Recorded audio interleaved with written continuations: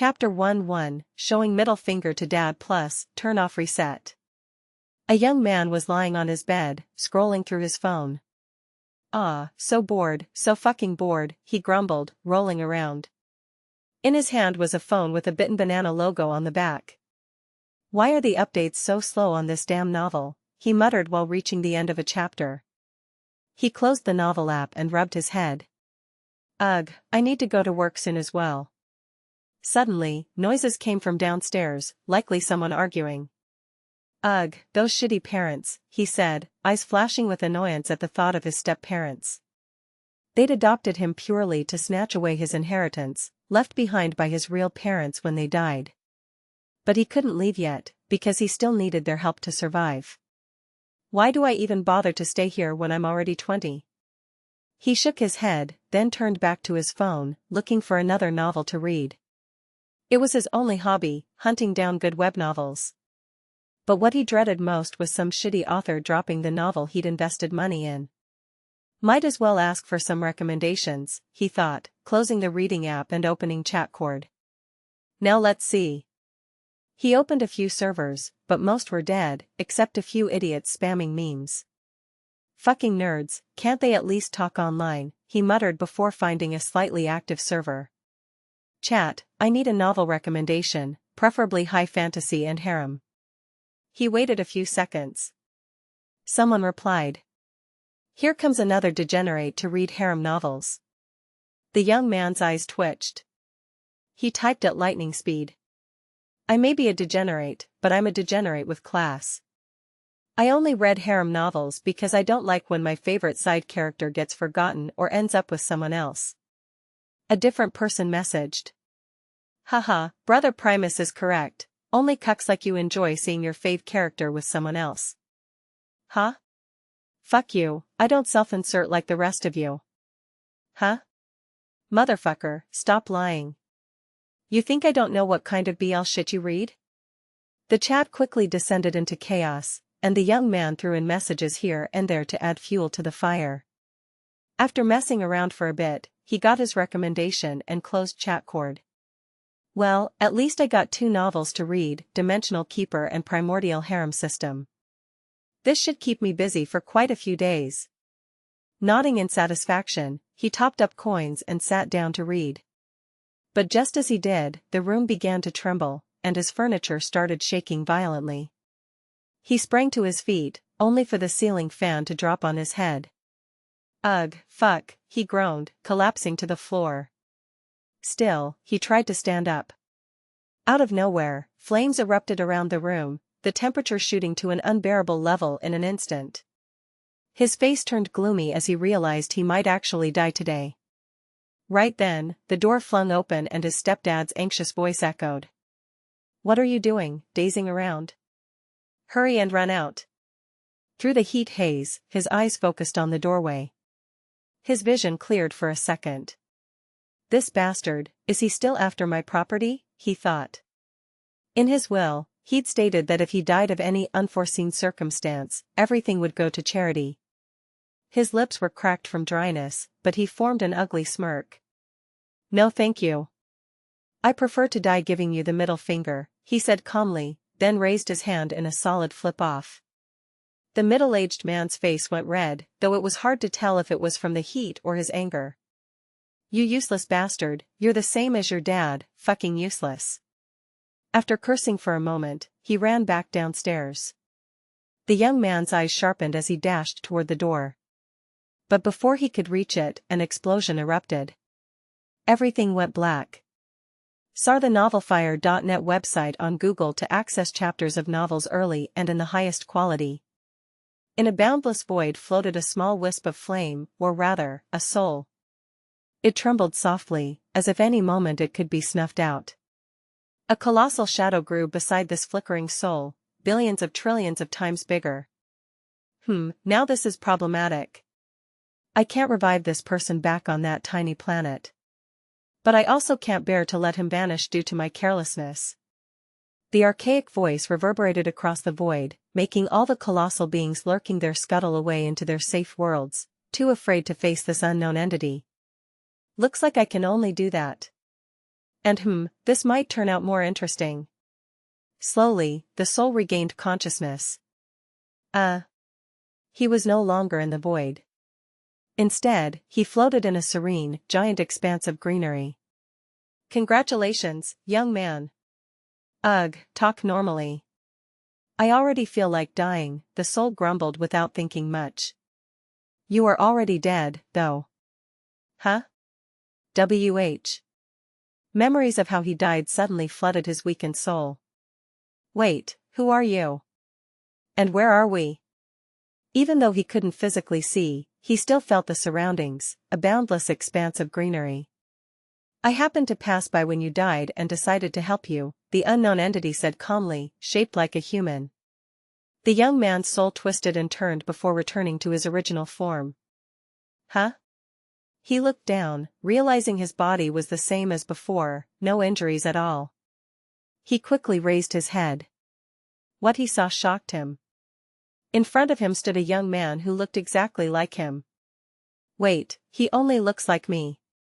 His eyes are different, he noted, forcing himself to stay calm. The entity raised an eyebrow. Oh? Quite sharp of you to notice that so quickly. Confused, the young man thought, is this guy crazy? No, I most certainly am not crazy. Hearing that, the young man's eyes filled with fear and apprehension. Fuck, can he read my mind? Precisely, the entity nodded. Shit. Think about something normal. Puppies. No, bananas? Why bananas? Now that's just disturbing. No, what are you? He asked once he'd calmed down, at least a little. The unknown entity smiled faintly. I am the harbinger of prosperity. Bullshit, the young man thought.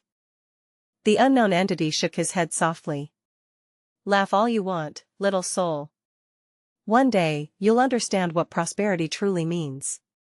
Well, it doesn't matter if you believe me or not. The pressing issue here is your death.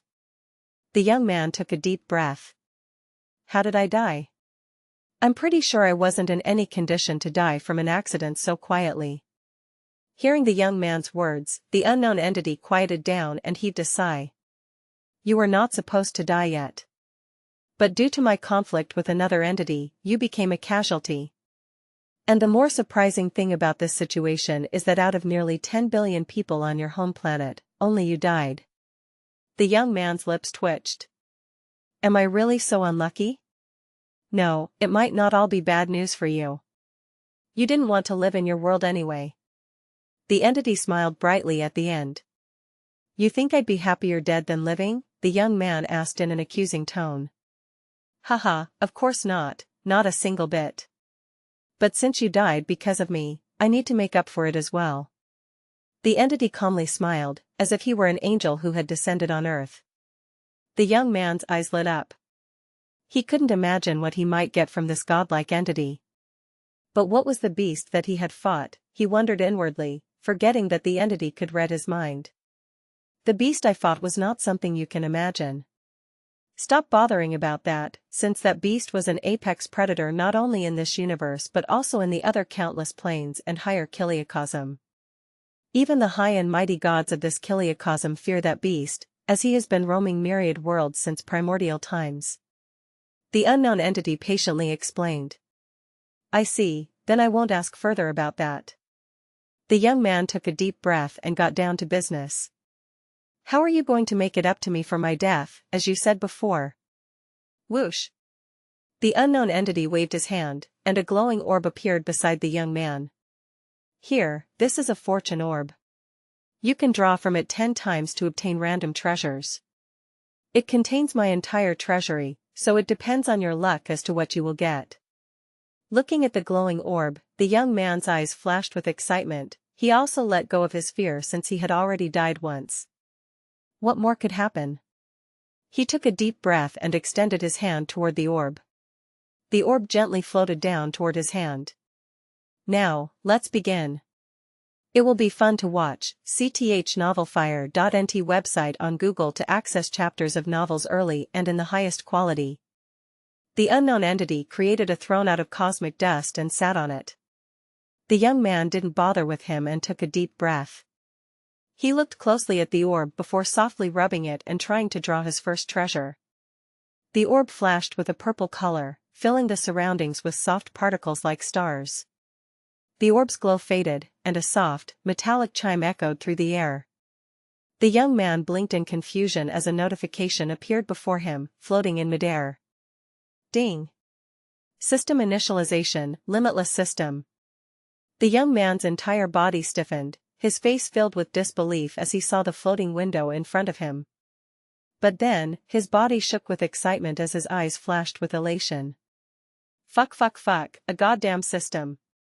And its name is even limitless. Just then, the unknown entity snapped his fingers. Here, now you can view what you got. The young man opened his eyes as another window popped up in front of him. Ding! Congratulations, host, for getting epic-grade limitless system. He raised an eyebrow, looking at the prompt. Epic? Yes, it's of epic rank. I made the ranks easy for you to understand. After all, this is my treasury, so I ranked the stuff based on my preference. The young man ignored how the unknown entity had once again read his mind and asked something else. What are the ranks of treasures? Now that's a good question. The unknown entity continued. The treasures are divided into 9 ranks: common, uncommon, rare, epic, legendary, mythical, divine, supreme, primordial. The young man's eyes widened in disbelief. Impossible. This system is only ranked epic grade in your treasury?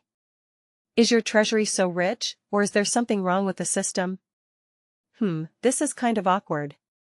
You can address me as Echo, no need to keep thinking of me as an unknown entity. As for your question, well, I will have to say you have good observation. There is indeed something wrong with the system. It is a growth-type system. The young man tilted his head in confusion. Isn't that a good thing then? It will have limitless possibilities. Echo shook his head. That only sounds plausible in theory.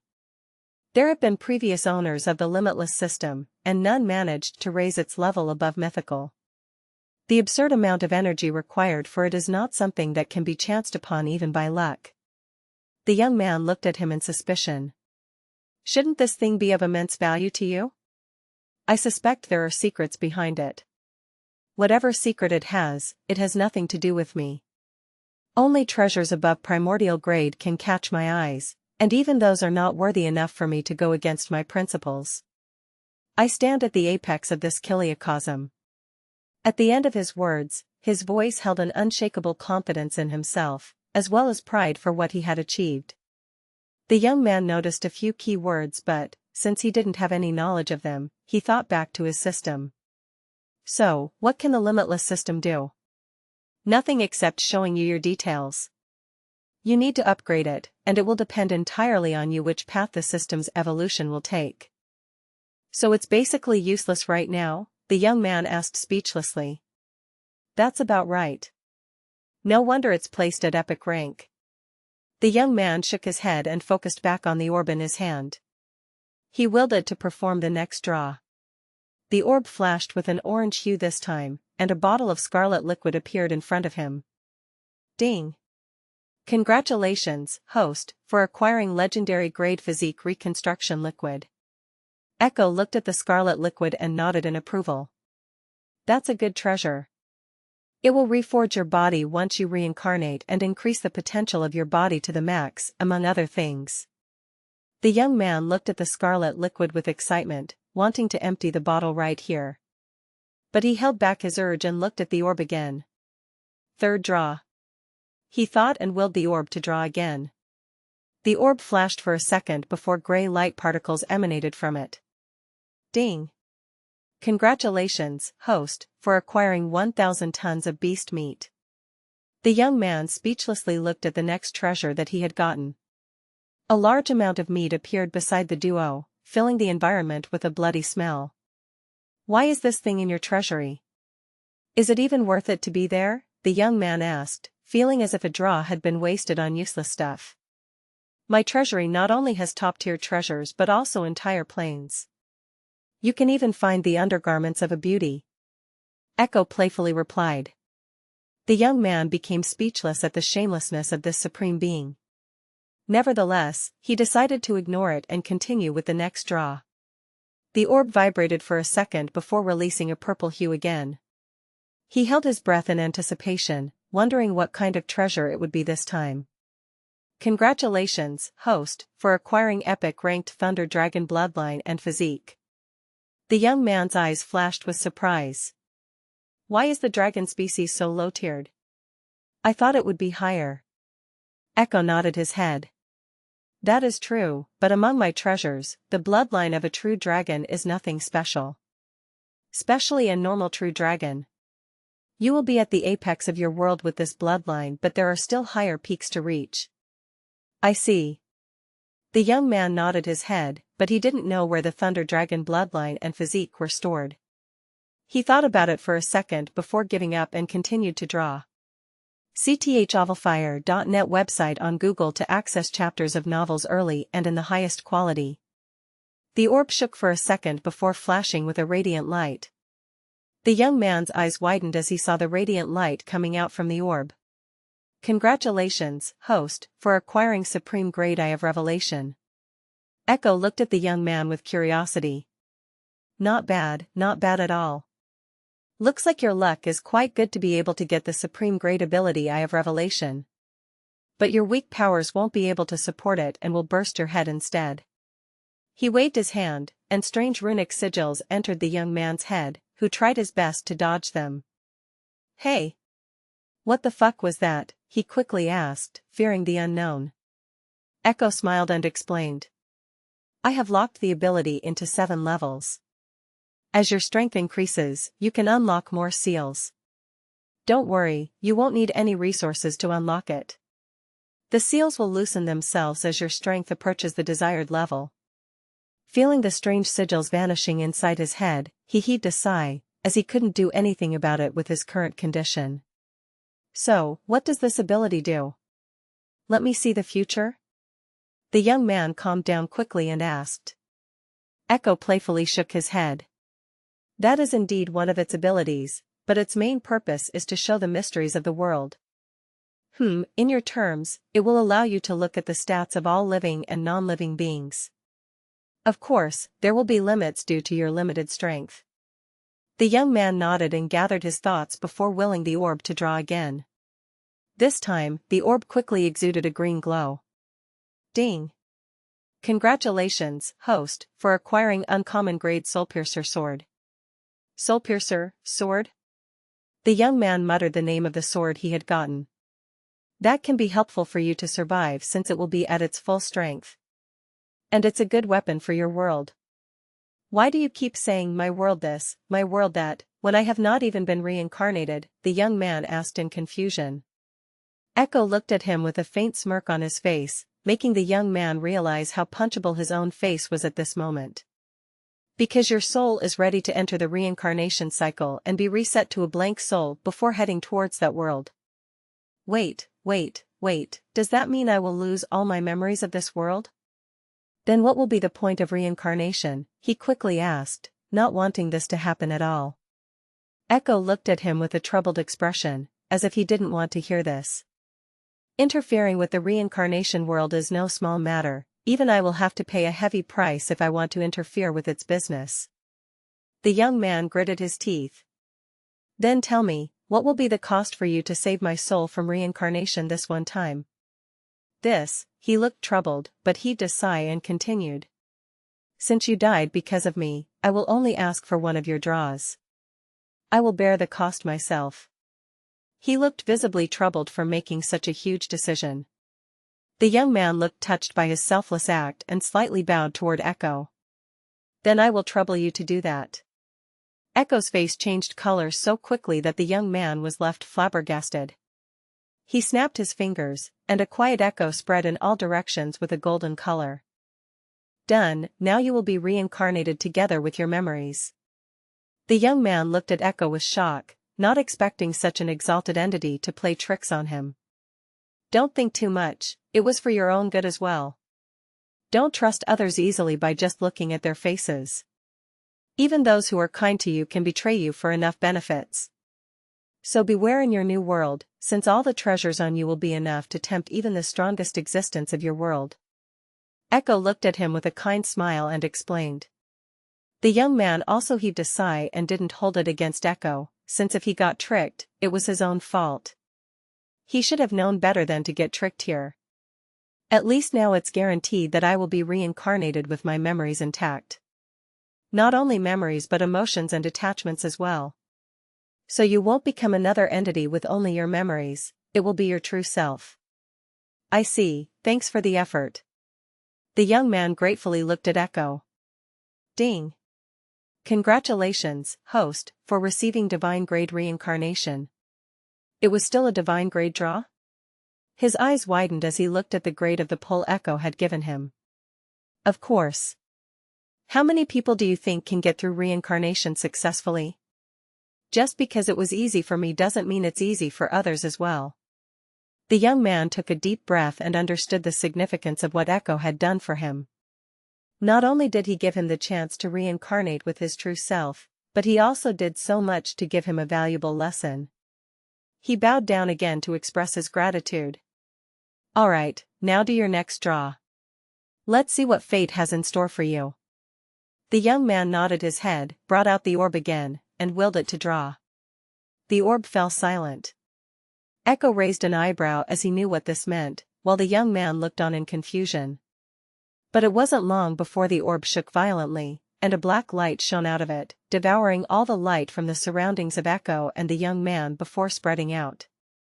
For as long as the eye could see, the black light had devoured everything. Ding! Congratulations, host, for acquiring primordial rank Mark of Fate. As quickly as the black light had expanded, it receded into the young man's body before vanishing entirely from the scene. Now that's something else. A mark of fate, and one at the level of primordial. Your future will really be limitless with it. Echo looked at the young man again, and his eyes changed completely from before. There was something deeper, more profound, in the way he looked at him. Mark of fate? What does it do? The young man asked, as he didn't feel any different than before. Haha, you will have to figure that out yourself. Echo laughed out loud and, for the first time, refused to explain further. The young man didn't give up and tried to look inside his body, only to fail, before he tried to feel the surroundings to see if something had changed. It's useless.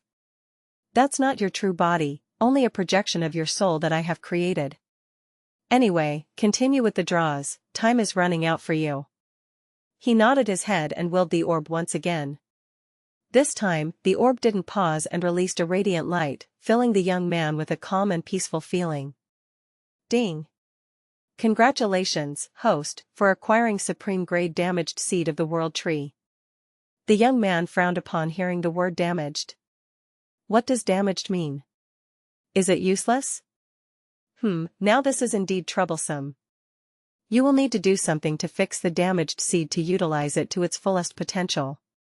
But it's still a supreme grade treasure despite being damaged. Its vitality is unmatched, and it can fertilize the most barren places in the world.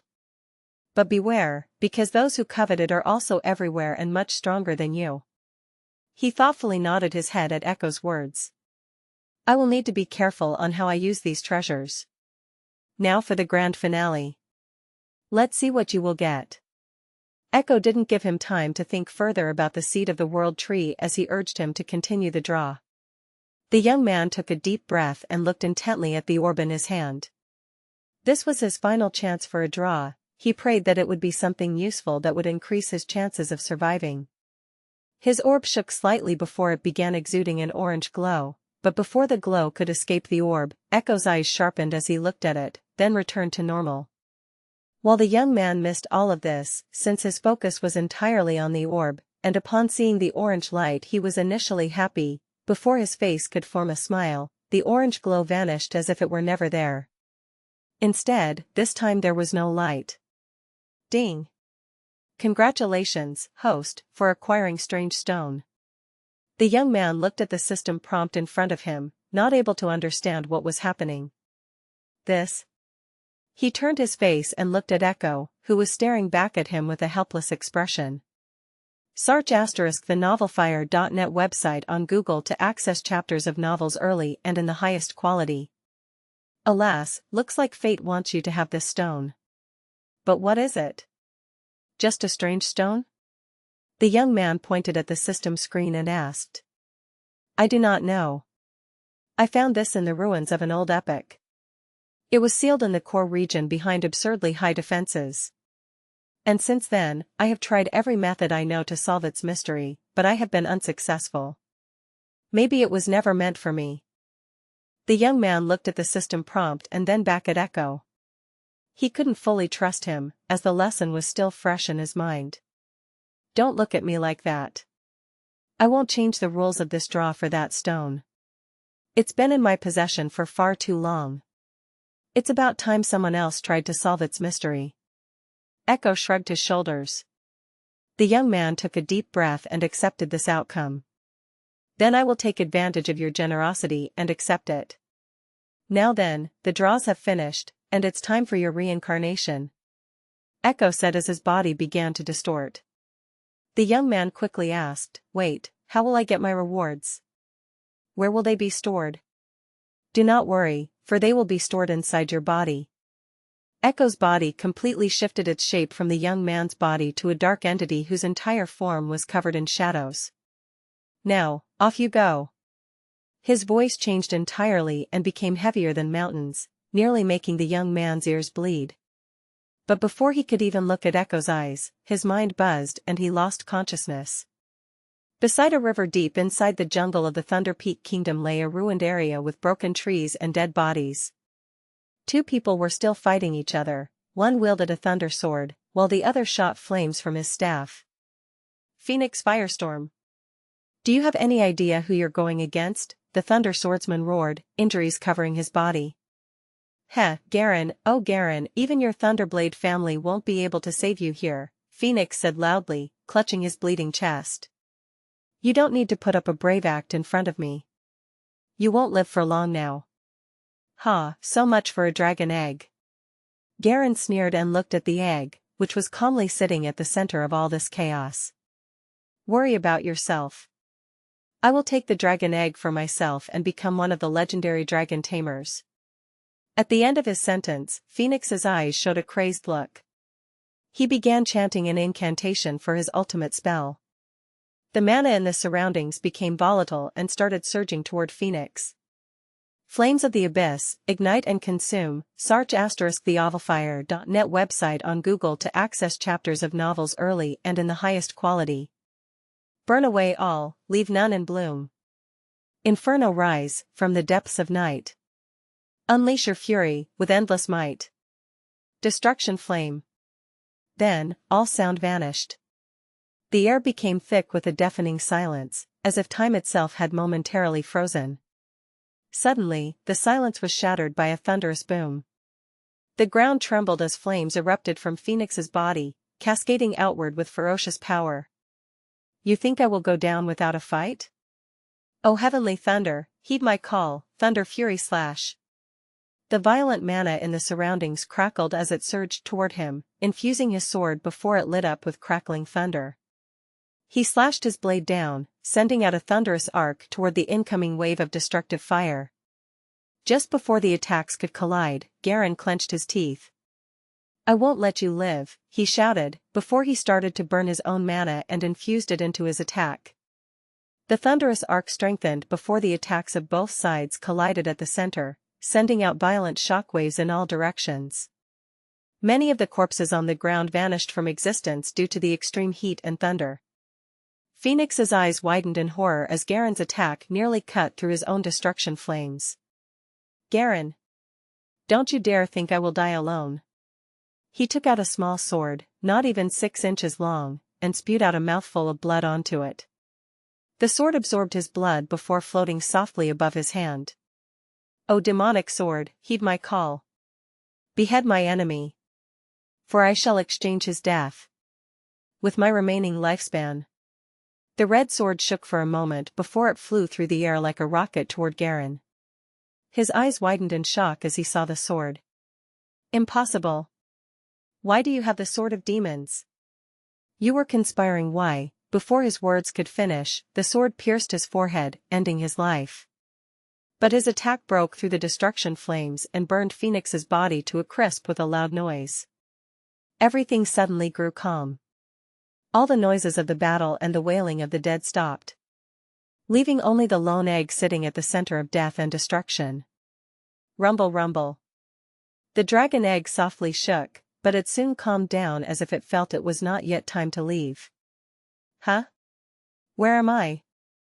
The voice tried to open its eyes but couldn't. The voice tried to feel, but it couldn't. Where was I before I died? The voice began to remember memories from the past. Yes. Echo, that being gave me a chance at new life. Slowly, the voice began to recall everything. Am I, inside an egg, he thought to himself, remembering one of the gifts he had obtained, the Thunder Dragon bloodline and physique.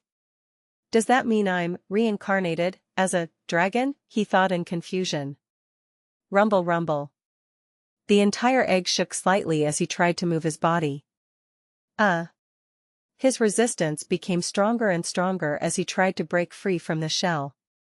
Crack. A small cracking sound echoed in his little world, shattering the absolute stillness that had plagued him since his birth. With a final, forceful push, the shell cracked wider. A burst of energy surged through the small creature's body, filling it with an unyielding heat. His tiny limbs trembled as they clashed against the broken egg. The crack spread further, and soon, a small draconian figure emerged from the shattered shell. It wasn't a pure dragon, but something more complex, an amalgamation of both human and fire dragon traits. The creature's body was covered in shimmering scales that glistened with a fiery red hue. Its small yet muscular frame seemed to be filled with immense innate strength. The head bore a faint resemblance to a human's, but with elongated, sharp features and a set of small horns protruding from its forehead. A long, slender tail swayed behind it, flickering with embers. As if welcoming its birth, the air around it grew warmer, and the fire inside its blood began to awaken, increasing the heat further. The draconian's eyes, a glowing amber, snapped open, filled with confusion but also an increasing sense of clarity. Where am I? The young draconian muttered in a rasping voice, his words a strange mix of human and dragon dialects. His breath was hot, and when he exhaled, small sparks flickered in the air. But before he could think further, something deep within him began to awaken. His eyes opened wide as he felt the dragon inheritance inside him, feeding him basic knowledge of this world as well as the dragon's wisdom. The young draconian gritted his teeth in pain, feeling his mind get overwhelmed merely by the inheritance. But it wasn't supposed to happen like this, judging from what he had gathered from that knowledge. Soon, he found the reason. It was because he was not a full-blooded dragon. Instead, he was a draconian, as he saw his face reflected on the shiny cracked eggshell. I am not a dragon, he muttered in confusion. But he decided not to focus on that and instead began to digest the knowledge the inheritance was giving him. After a while, his mind calmed down as he took a deep breath. My true name is Xal'Zaryon. Drakonis, he said after collecting himself. All true dragons receive a name from their legacy upon birth. It was said that the will of the world grants these names. 1-word names for draconians, 2-word names for true dragons, and 3-word names for irregular dragons. So, I'm equal to a true dragon despite being a draconian? Xal'Zaryon said in confusion. This was all too new to him. He had just been born and learned that he was a draconian. Even though he knew he would be a true dragon in this life, finding out he had become a draconian instead of a dragon dealt him a blow. After all, the status of draconians and dragons was worlds apart. One was the master, while the other was the slave. True dragons never treated draconians as part of their species, they always saw them as slaves to order around. But before he could think further about this, another sound echoed inside his mind. Ding! Welcome back, host. Xal'Zaryon's eyes lit up. Yes. Echo. How did I forget about him, he thought with excitement, nearly forgetting the rewards he had gotten. Wait, wasn't it the Thunder Dragon inheritance that I got? How did I become a fire dragon? He asked aloud, waiting for the system to answer him. But seeing the lack of response, he shook his head. System, status screen. Ding. Limitless system. Host, Xaroth Drakonis. Title, Half-Dragon. Age, 15. Race, Draconian, half-human, half-fire dragon. Bloodline, half-human, half-fire dragon. Physique, half-human, half-fire dragon. Soul, half-human, half-fire dragon. Energy source, mana. Rank, none. Abilities, Eye of Revelation, Mark of Fate, Fire Affinity. Treasures, Soulpiercer Sword, Bound to Soul. Inventory, 5 slots available. Physique Reconstruction Liquid. Damaged World Tree Seed. Strange Stone. Minus 1,000 tons of meat. Thunder Dragon Inheritance. His eyes lit up when he saw the name of the system. Limitless system, yes, this was the reward I got. He heaved a sigh of relief as it seemed only his bloodline had been messed up. He looked further. Huh? Age 15? How? I've just been born? His face turned dumbfounded upon seeing his age. Host, the duration when you were inside the dragon egg has also been taken into account. Realization dawned on him. So I was an egg for 15 years. He glanced at the broken egg beside him, which was similar to him in size.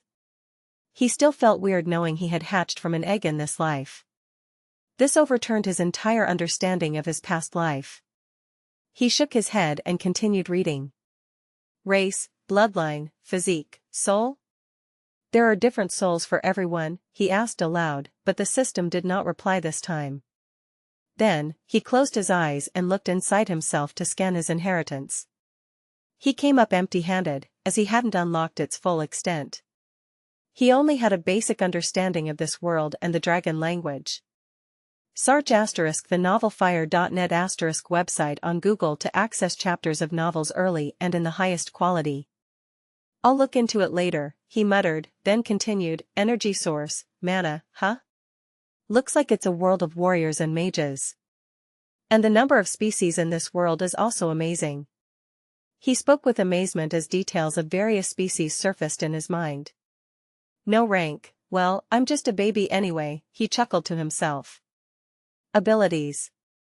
Eye of Revelation. Mark of Fate. Fire Affinity. He glanced back at the egg and tried to activate his ability. Eyes of Revelation.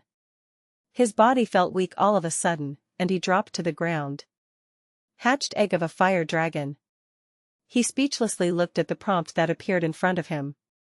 Tiredness hit his entire body as he felt dizzy from the drain on his small form caused by using the technique. Ugh. This shitty ability used all of my energy and gave me just this much information? He nearly coughed blood in anger, but soon calmed down. After taking a few deep breaths, he continued, Mark of Fate, looks like I won't be able to find out more about it for now. Fire Affinity, this should be from my dragon bloodline. He glanced down again, looking at his claws. He still wasn't used to his new body, and moving his limbs felt unnatural. Exhaling a sigh, he said, Soulpiercer Sword. I can't feel it, maybe I'm too weak right now. Finally, he read through the treasures. Everything was in place until his gaze rested on the Thunder Dragon inheritance. His eyes widened in surprise. I haven't received that gift from Echo until now? This fire dragon bloodline wasn't one of the gifts. His mind spun as he quickly made sense of the situation. The Thunder Dragon inheritance had never integrated with his body. He had acquired the Fire Dragon inheritance solely from his own fortune. Ding. Would you like to use the Thunder Dragon inheritance? Yes. Without even thinking about the consequences, Xaroth voiced his agreement. Suddenly, a violent tremor shook his small body as an immense surge of energy erupted from his inventory. Streams of crackling azure lightning surged out, spiraling wildly around him. The Thunder Dragon inheritance burst forth, its immense essence roaring like a primeval beast. Erg. Xaroth screamed, his young voice echoing in agony through the dense forest as the Thunder Dragon's soul, bloodline, and physique forcibly integrated with him. The lightning clashed brutally against the fiery mana already entrenched within his body, producing devastating explosions of heat and electricity. He dropped to the ground, writhing uncontrollably as pain overwhelmed his senses. The two opposing dragon inheritances, each immensely powerful on its own, collided within his tiny draconian body, destroying every fiber of his being. Damn it! My body! Xaroth groaned, his muscles convulsing violently under the immense strain as he realized his body was breaking apart. His shimmering red scales began to crack, thin streams of blood seeping out as arcs of lightning lashed out unpredictably. Desperation surged within his heart. Instinctively, his eyes landed on the cracked remnants of his eggshell. The inheritance memories surfaced at this crucial moment, reminding him of the dense nutrients and powerful life energy contained within it. Summoning all his remaining strength, Xaroth crawled painfully toward the broken eggshell fragments scattered around him. Each inch he moved felt like torture, his vision blurring from the continuous agony tearing his body apart. "I won't die like this," he gasped, gripping the largest shard with trembling claws. He forced it into his mouth, crushing the shell fragments and swallowing them frantically. Despite the nearly indestructible material of the shell, he was able to chew it like cotton due to its special attribute. It was made for young dragons to consume upon birth. Almost immediately, a surge of pure, potent energy flowed into him, mending some internal damage and briefly stabilizing the chaotic clash within. For a moment, relief filled Xaroth's senses. His breathing steadied slightly as the internal chaos calmed, granting him a fleeting chance to catch his breath. But that relief vanished as swiftly as it had come. A devastating surge of lightning and fire erupted once more from deep within his core, igniting a fresh wave of unbearable pain. The Thunder and Fire Dragon inheritances resumed their ruthless war, tearing through his body and pushing Xaroth perilously close to oblivion. No. Fuck. I refuse to fucking die again. Xaroth desperately shouted, his eyes glowing fiercely with stubborn determination. He knew he had mere moments to find a solution, or his second life would end before it truly began. Ding. Does the host wish to use physique reconstruction liquid? Yes. Yes. Use it now. Xaroth roared with sheer desperation, his body on the verge of collapse. Instantly, space rippled before him, and a beautiful glass bottle filled with vibrant scarlet liquid appeared. It radiated an alluring, mystical aura, brimming with potent life energy. Xaroth wasted no time, his claws trembled as he gripped the delicate bottle. With a savage bite, the glass shattered between his sharp teeth, and he gulped down the mysterious liquid. A sweet, fiery warmth filled his mouth, cascading down his throat and surging into his frayed and nearly destroyed body. At first, he felt nothing but soothing warmth, spreading gently through every fiber of his being. But soon, his heart sank as he realized his body was far too damaged and his energy reserves were nearly depleted. The physique reconstruction liquid surged violently within him, demanding massive amounts of raw energy to perform its miraculous rebirth, yet he had none to spare. Fuck. Energy. I need energy. His vision blurred, the edges darkening. His mind raced frantically, then suddenly he remembered. The meat. The fucking beast meat. Without hesitation, Xaroth screamed with all his remaining strength, "System! Give me the meat!" In the blink of an eye, enormous chunks of raw meat, bloody and fresh, appeared around him, filling the air with a pungent scent. Xaroth lunged forward, his mouth sinking into the meat without pause or reservation. He tore and swallowed huge mouthfuls, ignoring the raw taste and bloody juices running down his face. Raw, primal energy surged into him, fueling the physique reconstruction liquid, granting it the energy it desperately needed to complete its work. Xianxia the novel_fire.at website on Google to access chapters of novels early and in the highest quality.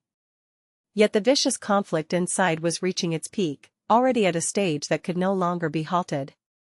A terrifying internal explosion shook Xaroth's body violently, his bones splintering, muscles rupturing, and blood vaporizing under the incomprehensible power of the clashing inheritances.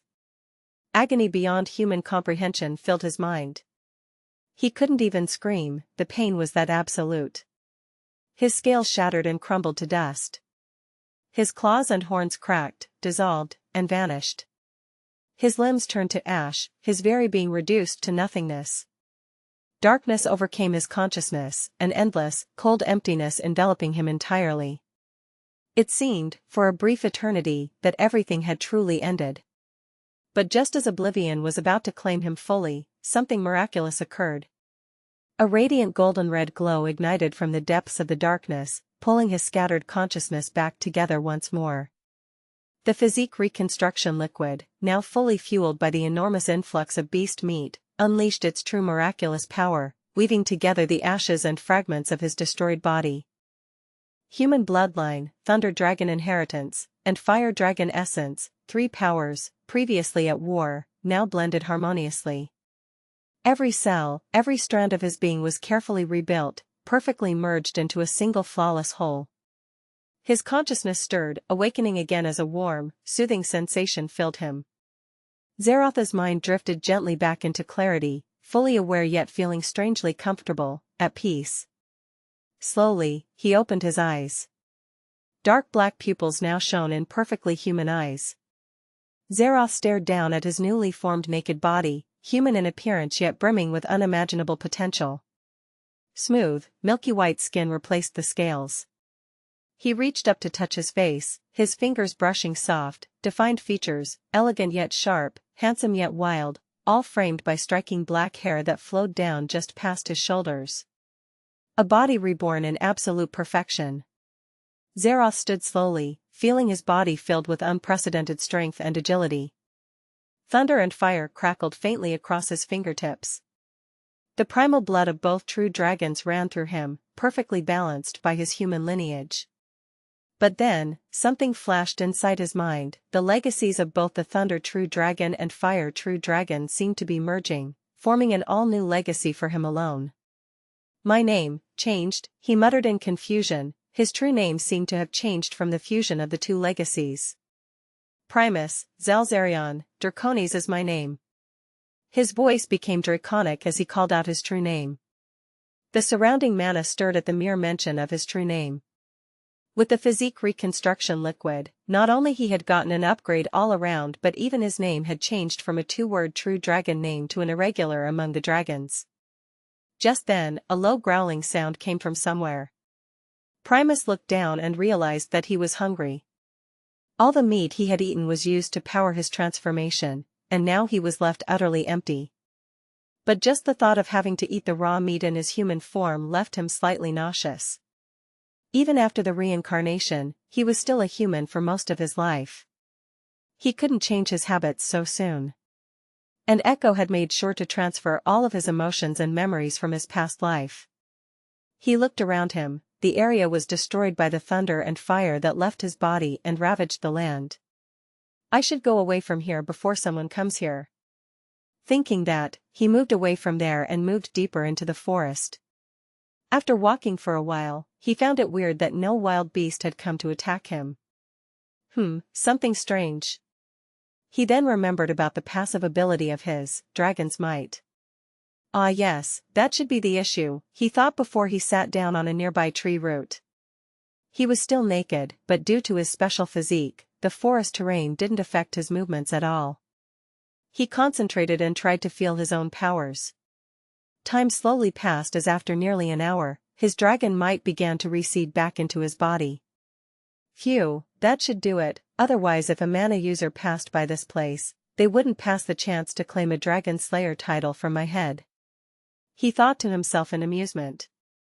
He took a deep breath and decided to look at his system screen again. Status: Limitless system.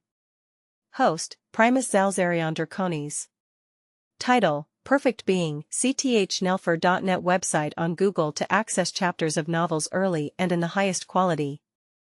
Age: 15. Race: Bloodline: Perfect Human, Perfect Fire True Dragon, Perfect Thunder True Dragon. Physique: Perfect Human, Perfect Fire True Dragon, Perfect Thunder True Dragon. soul, perfect human, perfect fire true dragon, perfect thunder true dragon. Energy source, mana. Rank, dash. Passive abilities, mark of fate, fire affinity, thunder affinity, fire dragon's constitution, thunder dragon's constitution, dragon's might. Active abilities, eye of revelation, fire dragon's breath, thunder dragon's breath. Treasures, soul piercer sword, bounded to soul. Inventory, 5 slots available.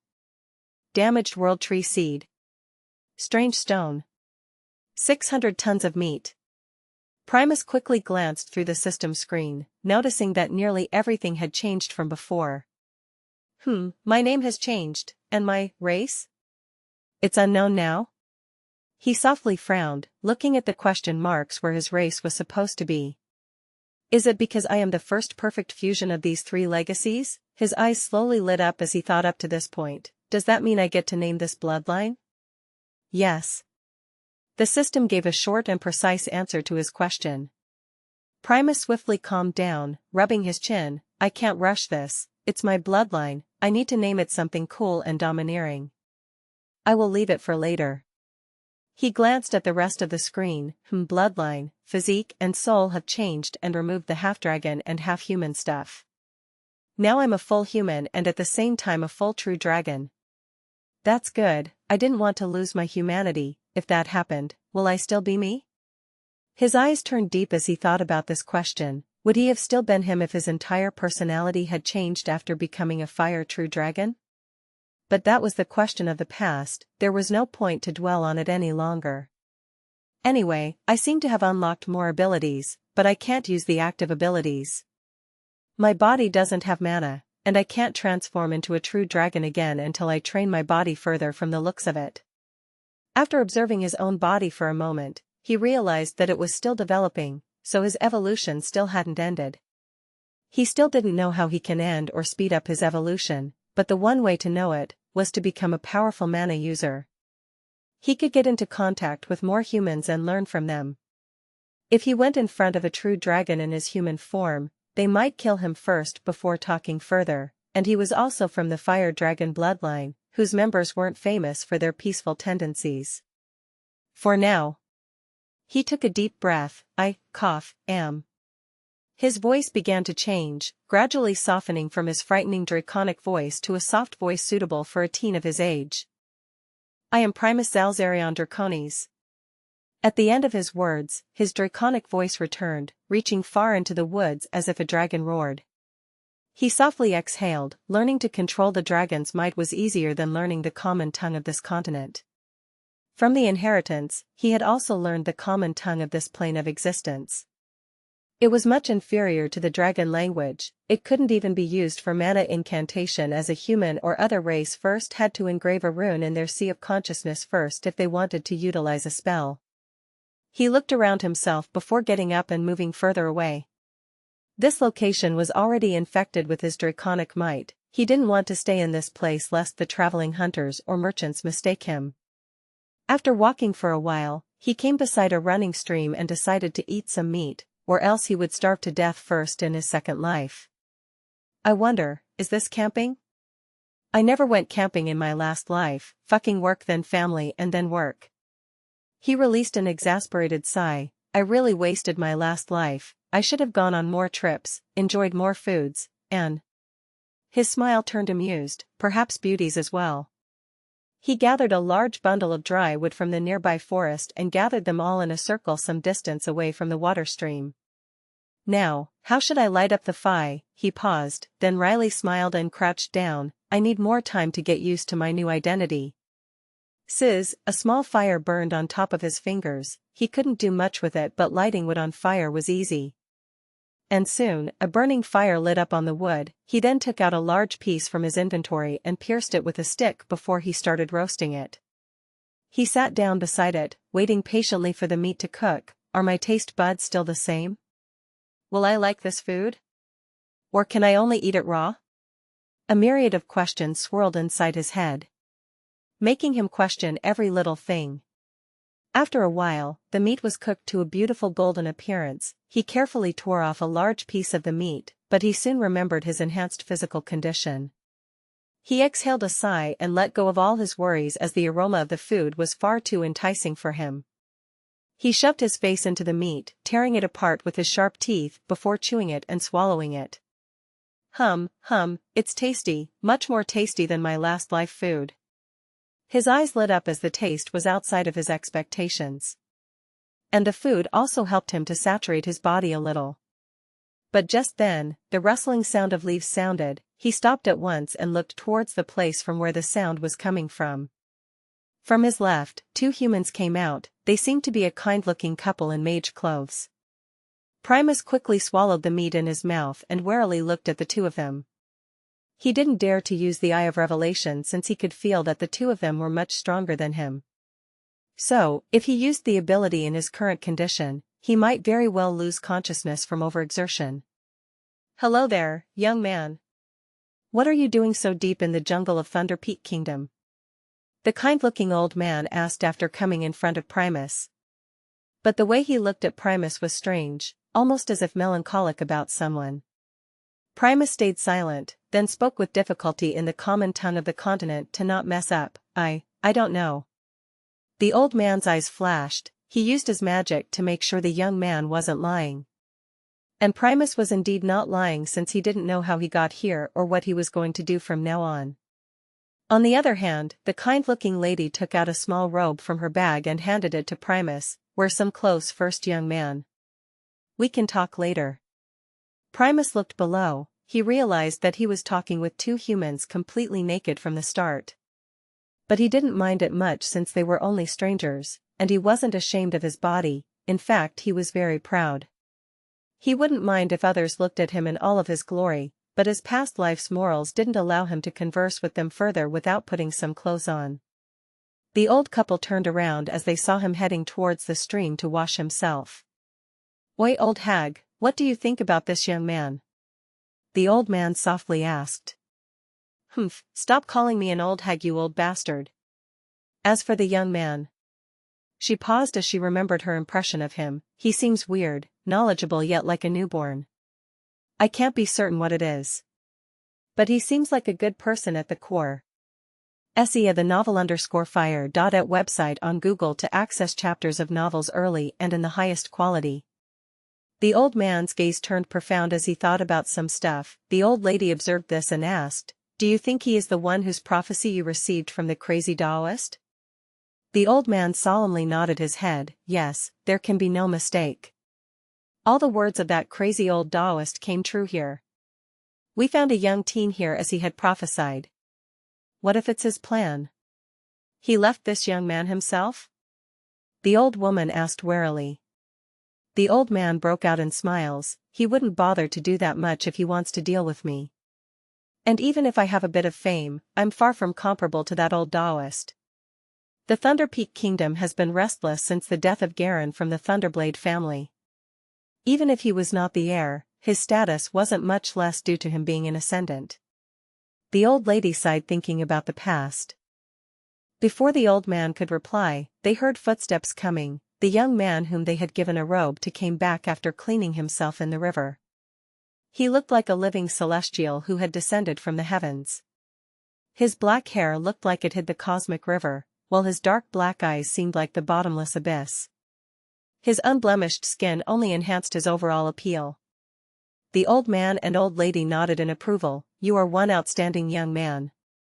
Even your appearance is divine." Primus didn't know how to react to that praise, so he just calmly smiled. The old man thought even more highly of him now. Not only was he calm in front of praises, he also didn't turn arrogant from them. "Come, sit, eat some of this fine meat."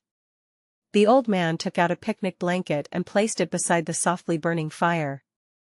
Primus's lips twitched seeing the shamelessness of the old man, but he didn't mention it and sat down. He had no other option. He wasn't strong enough to oppose the old couple. "So, tell me, what's your name?" the old man kindly smiled and asked. Primus hesitated this time. He didn't know if he should tell the old man his real name or not, but the old woman beside him sat down beside him and calmly placed her hand on top of his. "You don't need to be afraid of us. We won't hurt you," she softly said in a calm voice. He took a deep breath and finally said with some difficulty, P. Primus. The old man looked weirdly at him. Primus? Really? Who even takes such a name? But the old woman instead glared at the old man. Old bastard, watch whose fun you are making. I will pluck your beard out. The old man's laugh stopped abruptly. He coughed and looked at Primus again. Not to be rude, but this name is not appropriate to use for you now. Once you have made a name for yourself, then even if you use Dog's Head as a name, people will glorify it and praise it to the high heavens. The old lady also exhaled a sigh. Even if I want to disagree with him, he is right, child. You should think of a different name to use in your day-to-day life instead. Primus made a difficult face, even he knew how ridiculous his name was. He had thought about using an alias, but he couldn't come up with a good name. He raised his head, looking at the old lady. Can you give me a name? He still wasn't used to talking in the native language of this world. The old couple also noticed his awkward speech. They thought he might not have much human contact in this wilderness, that is why he was like this. How about, Orion? The old lady softly said. Orion, huh? It sounds nice. He nodded to himself after thinking for a bit. Orion, then I will be called Orion from henceforth. He slowly said. The old man and woman both smiled with relief. They didn't know what to do about him if he decided to use Primus as his name. Good, Orion, so tell me, what are you doing so deep into the forest? And naked as well? Orion turned his face towards the old man and thought for a second. I don't know, when I woke up, I was already here. The old man looked suspiciously at him, but he didn't detect any lie in his magic. How long have you been inside this forest? The old lady instead asked. Orion calculated for a bit. I just woke up here, and have been roaming around for, I think around a few hours. I have no other memory of this world. Both the old man and the old woman looked at him in surprise. They didn't expect him to be a lost soul. Their gazes softened a lot. The old man opened up a lot more and said, Orion, why don't you come back with me? You might starve to death here if you stay for long. Even if you found some meat of a magic beast this time, that doesn't mean you will be lucky enough for that again. The old man thought he had already figured out where Orion had found the meat of the beast from. Magic beast? He asked in confusion. Xianxia, the novelfire.net website on Google to access chapters of novels early and in the highest quality. Ah, how silly of me, I forgot you don't know anything about our place. So you see, magic beasts are these powerful creatures filled with mana who roam this world, but they are also divided into tiers. But we can discuss them later. For now, what do you think about heading to our home? The old man gave a rough explanation before asking again. Orion already knew about the magic beasts from the dragon's inheritance, but to not make them suspicious, he still asked the question. He looked at both of them suspiciously, but inwardly he was beaming with joy. Ha, yes, I got 2 supporters in this world already. I just need to act for a bit more before accepting it. I don't sense any malicious intent from them towards me, even with the dragon's instincts. He had already thoroughly analyzed the situation and decided the best route for himself. The old man and old lady looked at each other. Lad, we don't have malicious intention towards you. If we had, we wouldn't have bothered with you so much. Before he could finish his words, a fist hit his head. Stop scaring him, you damn old geezer. The old lady fiercely shouted. She then turned to Orion and smiled kindly. Let me first introduce myself. My name is Selene Hellstrom. You can call me Grandma Selene. She then narrowed her eyes towards the old man. Cough, this one is named Eldric Hellstrom. You can call me Grandpa Eldric. He softly smiled and explained. Wasn't this old hag wary of this boy and was nearly against approaching him? Women are truly fickle-minded. Eldric inwardly complained. Grandma Selene, Grandpa Eldric. Orion slowly muttered and nodded his head. Both of them smiled in relief, seeing him calling them Grandma and Grandpa. Yet both of them felt something sweet in their hearts. It has been a while since someone has called them out without any ill motive. Otherwise, most will only come to them when they have use of them or they need to ask for their help. Haha, Orion boy, what did you decide then? Do you wish to come with us? Eldric stood up and asked. This time, Selene didn't say anything to Eldric but looked expectantly at the young man. Orion lowered his head in thoughtfulness, while the old couple watched him patiently, allowing him time to make his own decision.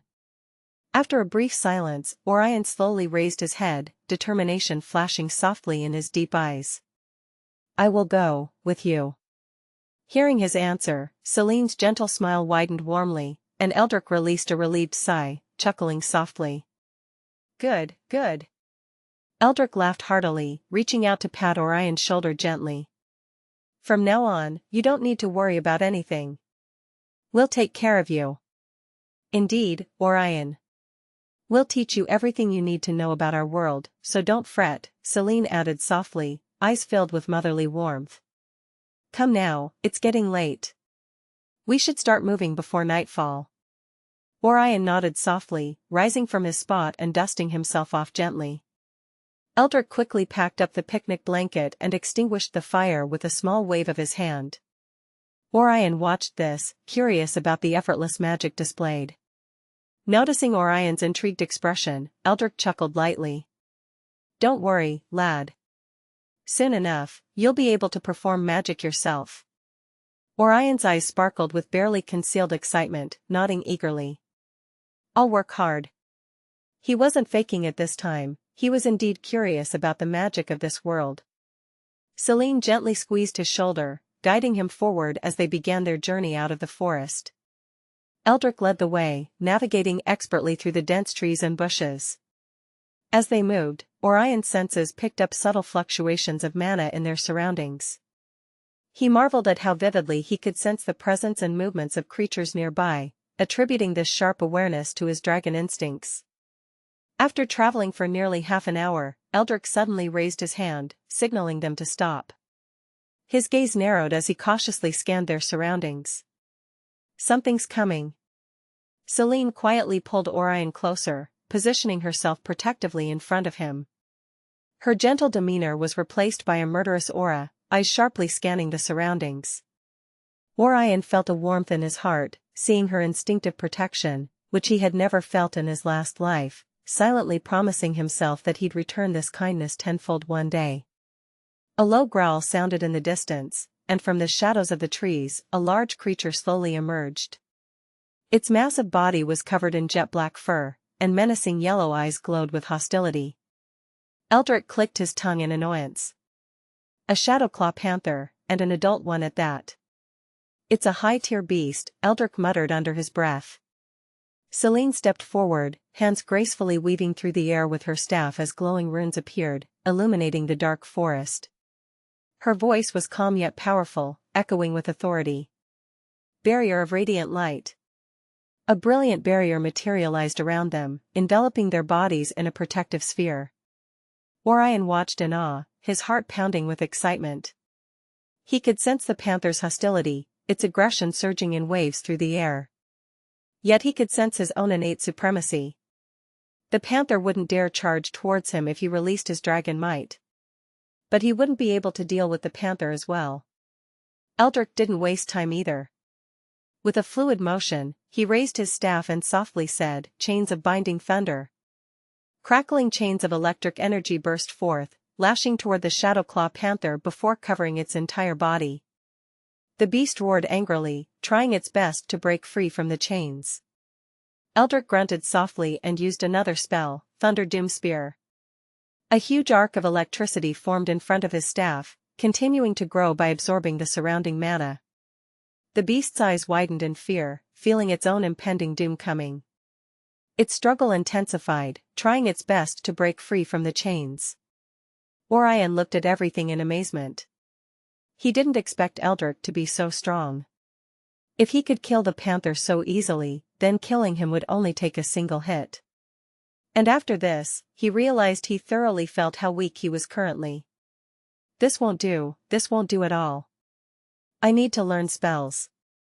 And even more importantly, learn to master my true powers. By his true powers, he meant his dragon heritage. He could feel that only partial transformations were in his reach at this moment. And that would not be enough to deal with this wild beast, much less the stronger beasts that roam this world. Boom! Eldric released his spell, which streaked through the air and hit the panther right on its head, blasting its whole body apart. Sigh, you ruined its entire body, now it's useless, Selene grumbled towards Eldric, who coughed in embarrassment. I haven't used magic in a while, I forgot how to use it properly. He quickly made up an excuse to hide further embarrassment. But Selene wasn't one to let him have his way. Humph. You think I can't see you are doing this to impress Orion? Orion raised an eyebrow, hearing her words, and turned to look at Eldric, who fumed at Selene. You old hag. Stop making shit up. Sar the novel_fire. At website on Google to access chapters of novels early and in the highest quality. Huh? You old geezer, are you getting so high in age that you forget who you are talking with? Selene cracked her knuckles, as if ready for a battle. Grandpa, Grandma, should we leave this forest? I feel like more beasts are gathering towards our location. Orion, who was silently enjoying the situation, suddenly said, feeling the increasing monsters around them. Haha. You see that, old hag? He called me first. Eldric laughed loudly before walking forward. Selene's lips trembled at his childish words, while Orion looked at Eldric's back with bewilderment. How the fuck is this old geezer so shameless? And so childish, no less. Even he was surprised at the childishness of Eldric. They hurriedly continued forward, and after a while, they reached a rough forest road where a carriage was standing with a coachman there. Ah, Master Eldric, Mistress Selene, are you guys safe? The coachman was a middle-aged man wearing a butler suit with a mustache. Haha, Lucan. We are safe, and I also found what I came here for. He gestured towards Orion to introduce him. Orion raised an eyebrow. Came here for? He came to look for me? How? I was just born, was he spawn camping me? He couldn't understand how he was found so soon. He is Orion, my grandson, he proudly announced. The butler's eyes widened, but master, the young master. Eldric raised his hand. No need to mention it, I have already made my decision. The butler opened and closed his mouth, yet no further words came out. He exhaled a sigh and bowed towards Orion. Greetings, young Master Orion, I am Lucan, the butler of the Hellstorm family. Orion noticed how he had mentioned a young master before. He decided to ask about him later and nodded his head. I am Cough. Eldric softly coughed. Orion. My name is Orion. He quickly changed his words and corrected himself. He was getting better and better at the common tongue of the continent after conversing with Eldric and Selene all the way. Well, what are we waiting for? Let's quickly enter the carriage. Selene pulled on Orion's hand and dragged him towards the carriage. Mistress quite likes the young man, huh? Lucan softly whispered. Eldric nodded his head, yes, and he will be the young master of the Hellstorm family from now on. Lucan's eyes turned reminiscent as he remembered the former days when his old master and old mistress used to play with young master and teach him their magic. The two of them made their way towards the carriage soon after. Eldric entered first before Lucan sat at the coachman's seat and got the horses ready to go back. Inside the carriage, Eldric sat on one side and Selene and Orion sat on the other. So, Orion, I'm sure you have questions to ask. Why don't you ask us now, since the journey back will take a few hours? Orion nodded his head. He thought about what would be the best question to ask in this scenario. After thinking for a short bit, his eyes lit up. What are the levels of mages or other professions divided into? Eldric laughed. Haha, lad, I knew it. You would ask this first after seeing my amazing spells. Quit boasting and answer him. Selene quickly cut off his laughter. Cough, so the levels of awakened are divided into 9 tiers. The first 3 tiers are addressed as the awakening stage. This is the stage where everyone will learn to control mana and engrave spells in their body or the sea of consciousness. They have corresponding tier 1 to tier 3 spells. Then comes tier 4 to tier 6, which is collectively addressed as the mortal evolution stage. The Awakeners become true powerhouses at this level, securing entire kingdoms from outside threats. They are also the backbone of most kingdoms. But Tier 7 to Tier 9 each have their own ranks. Since the gap between Tier 8 and Tier 7 is bigger than the combined gap between Tier 7 and Tier 1, Tier 7 Awakeners are called Ascendant. They have truly reached a dreadful level, able to destroy mountains and overturn the sea. They are rare in kingdoms, and all of them are a national treasure. Alright, enough, he will learn the rest later. No need to keep on blabbering like an old fool. Selene got bored and quickly shut him up. Eldric's eyes twitched as she was the one who asked him to tell Orion about the power tiers of their world. Orion inwardly nodded. What Eldric told him was the same as what he had learned from his inheritance, but he just wanted to be sure about Eldric's motives. Xianxia the Nelfire.nt website on Google to access chapters of novels early and in the highest quality. Looks like he won't restrict my growth at least. So dear Orion, what else would you like to ask? Selene dotingly asked. Why is she so close all of a sudden? Is she, after my body? His body slightly shivered before he threw away the useless thought from his mind. Where are we going? This was his main question. He didn't know which part of the world he was in or even which continent. Ho ho, that is a good question.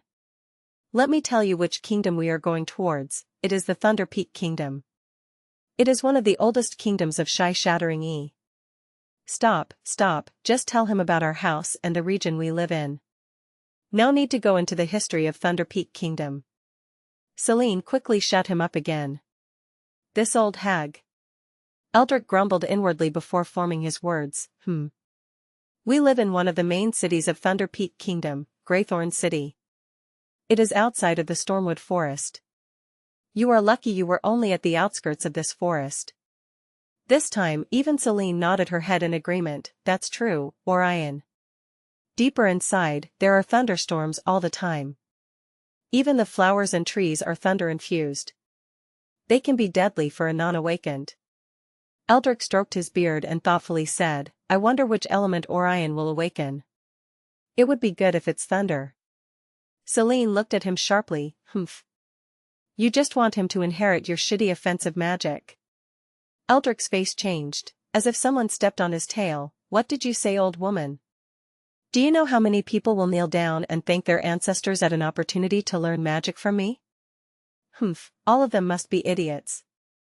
The old couple continued to bicker back and forth, leaving Orion wondering to himself about the Thunder Peak Kingdom as well as the location where his new home would be, Greythorn City. On the way, Orion asked a few more basic questions about the city as well as what the culture of the kingdom was like. And he was quite happy to learn that the people value power, resilience, and survival above all else. There were no gods whom the people of Thunder Peak Kingdom worshipped. All of them only believed in strength. The place he was most interested in was the Thunderhall Academy, where all awakeners from the kingdom gathered to learn. Any person who has awakened before the age of 16 can go to the academy to learn magic or combat skills. The fees were paid by the royal family of Thunder Peak Kingdom. Most of the teachers of the academy were at the mortal evolution stage, with the dean being a peak tier 6 awakener. He was a true powerhouse of the kingdom. While the others were mostly at tier 4, there were a few stronger teachers at tier 5. Should I enter the academy directly? Or gather some more info about the politics of this kingdom? Orion thought to himself while looking out the window of the carriage. Eldric and Selene had calmed down, and both were resting with their eyes closed. Despite the fast speed of the horses, it would still take them a long time to travel back home. From what I know, even the human empires have been at war since a long time ago. Even though they stand together against the other races, I can't rule out the possibility of an all-out war happening between them. He rubbed his temples, feeling a headache coming from all the complicated politics that awaited him. Alright, I will join the academy in a few months. Until then, I will spend more time with the two of them. He glanced back towards the old couple. A strange sense of warmth surged inside his heart, remembering how they both treated him. Sigh, looks like I can only follow along and see where I will end up. It would be a lie to say that he wasn't enjoying this situation. As long as he was smart about it, he could reach the peak of this world by slowly learning everything. Oh yeah, system, what is my lifespan? If I remember correctly, the average lifespan of a human here is 120 years due to mana passively enhancing their bodies. And tier 9 mages can even live up to several hundred years, while true dragons can live for thousands of years. He inwardly asked, since the system hadn't given him a lifespan column. Ding. Due to the host's question, the system is undergoing a minor upgrade. Progress, 10%. Progress, 20%. Progress, 30%. Progress, 40%. Progress, 50%. Ding. Upgrade complete. Can I scan the host physique, bloodline, and soul to determine host's true age? Oh? I like it. Orion nodded his head, pleased with the system's politeness. You can. Ding. Scanning in progress. Scanning in progress. Ding. Host is advised to look at his status screen. Orion curiously looked at the prompt before changing the windows. Limitless system. Host, Orion, Primus Xal'Zaryon Drakonis. Title, Perfect Being. Age, 15/9000. Race? Bloodline, Perfect Human, Perfect Fire True Dragon, Perfect Thunder True Dragon. Physique, Perfect Human, Perfect Fire True Dragon, Perfect Thunder True Dragon. Soul, Perfect Human, Perfect Fire True Dragon, Perfect Thunder True Dragon. SAR the novel, F. IR.at website on Google to access chapters of novels early and in the highest quality. Energy source, mana.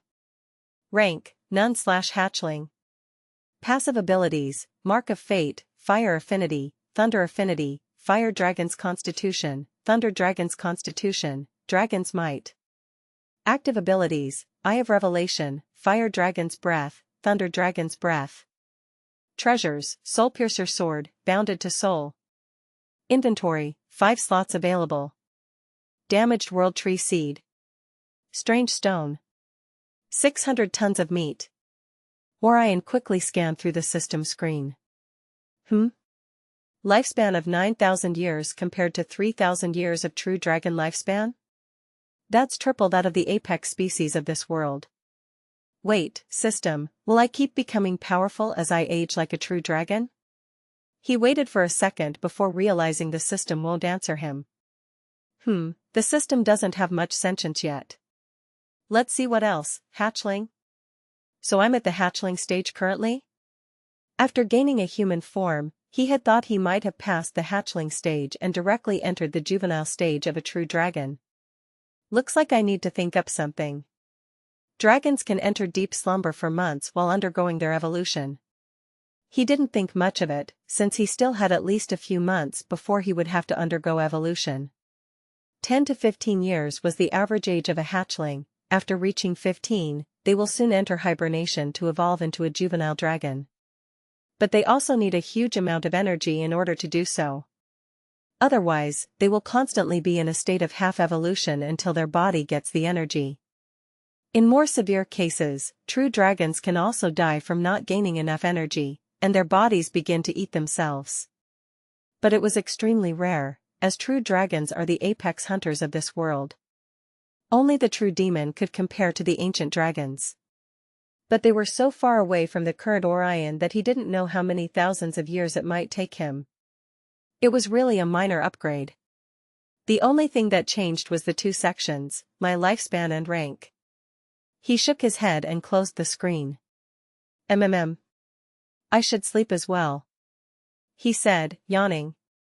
Ever since being born, he hasn't had the time to sleep yet.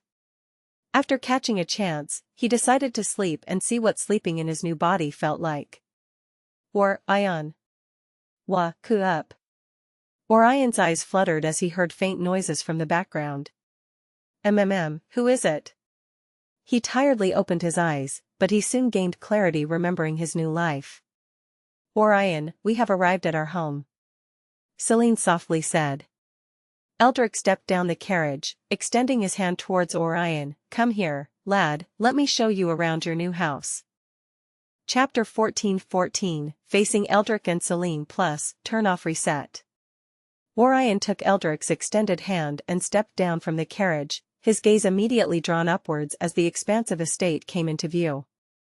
The Hellstorm family mansion stood proudly before him, a grand and imposing structure made from elegant grey stone, its large windows reflecting the sunlight.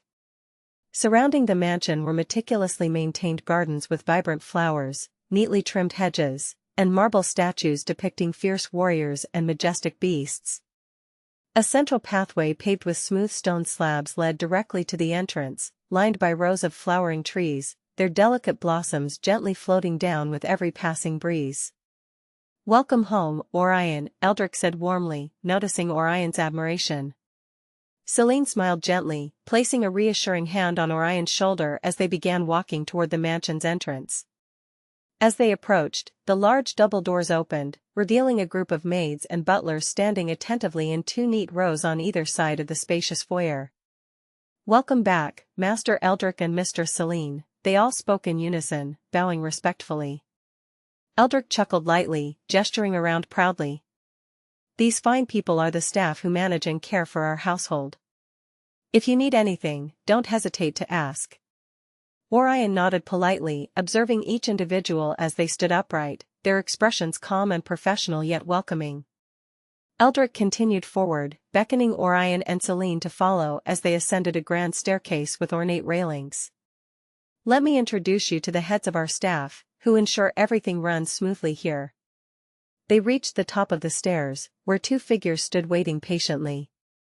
A middle-aged man with silver-streaked black hair and sharp eyes bowed respectfully, while beside him stood a woman in her early 40s with a gentle yet authoritative presence, her dark hair neatly tied into a bun.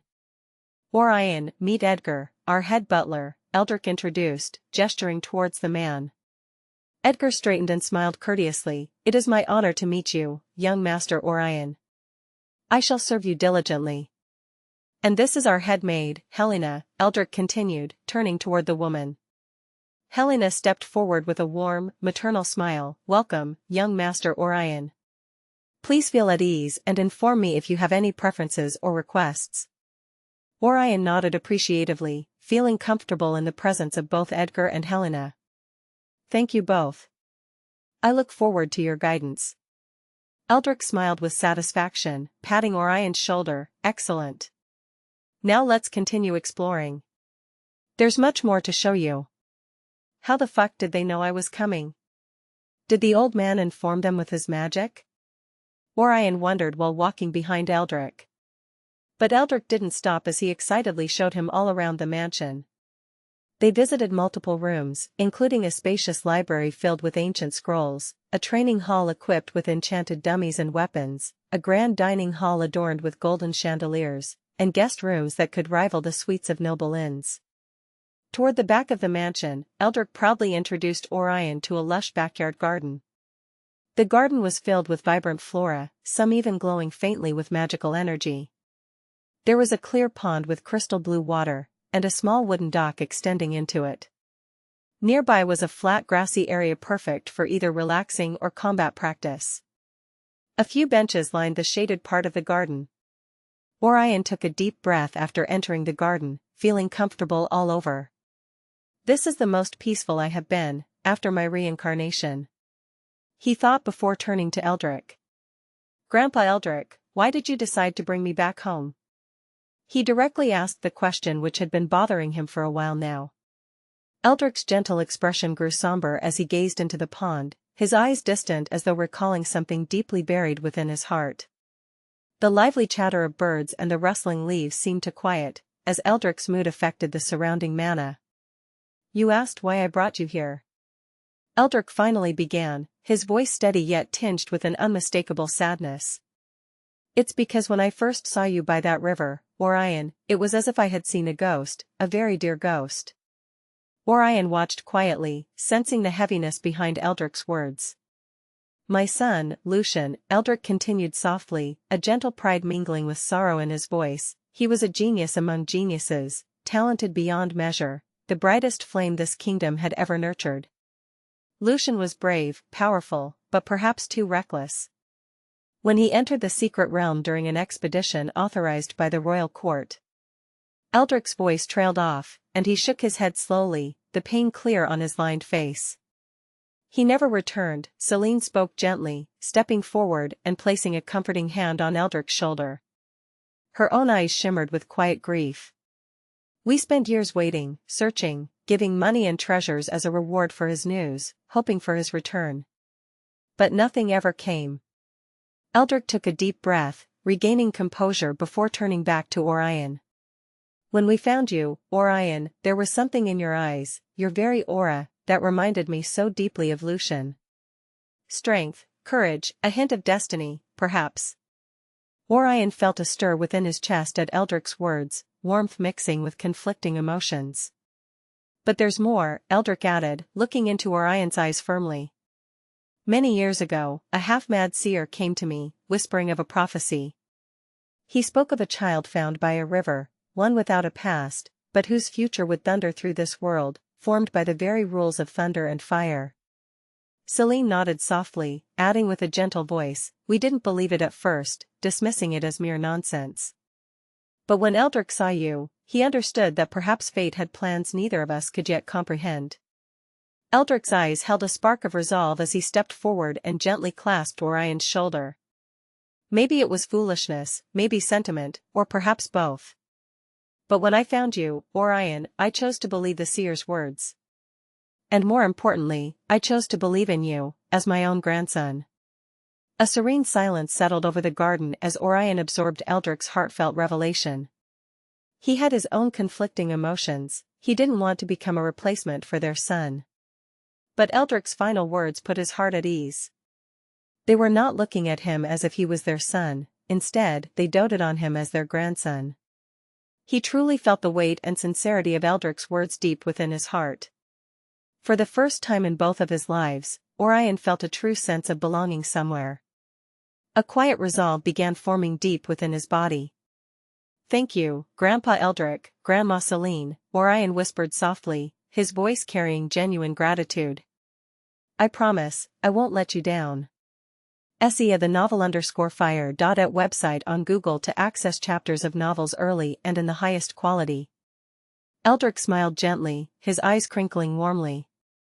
There is nothing for you to let us down, my boy. Just live happily and don't have any regrets like us. For now, welcome home. In the following days, Orion familiarized himself with the layout of the mansion as well as all the staff. The butlers and maids treated him very well, showing the same respect they showed to Eldric and Selene. After a week, Orion went to find Eldric in his study. Knock knock. He knocked on the door, waiting. Come in. Eldric's authoritative voice came from the other side. Orion opened the gate slowly. Grandpa, he greeted in a soft voice. Ah, my boy Orion, why did you knock? You can just come in. Eldric's entire personality changed as he dotingly looked at Orion. Orion smiled gently, you will spoil me rotten at this rate.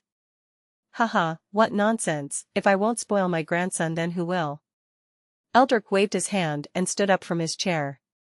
Come sit, he motioned for him to sit in front of him. Why did you decide to visit this old man today? Sir the novelfire.net ** website on Google to access chapters of novels early and in the highest quality.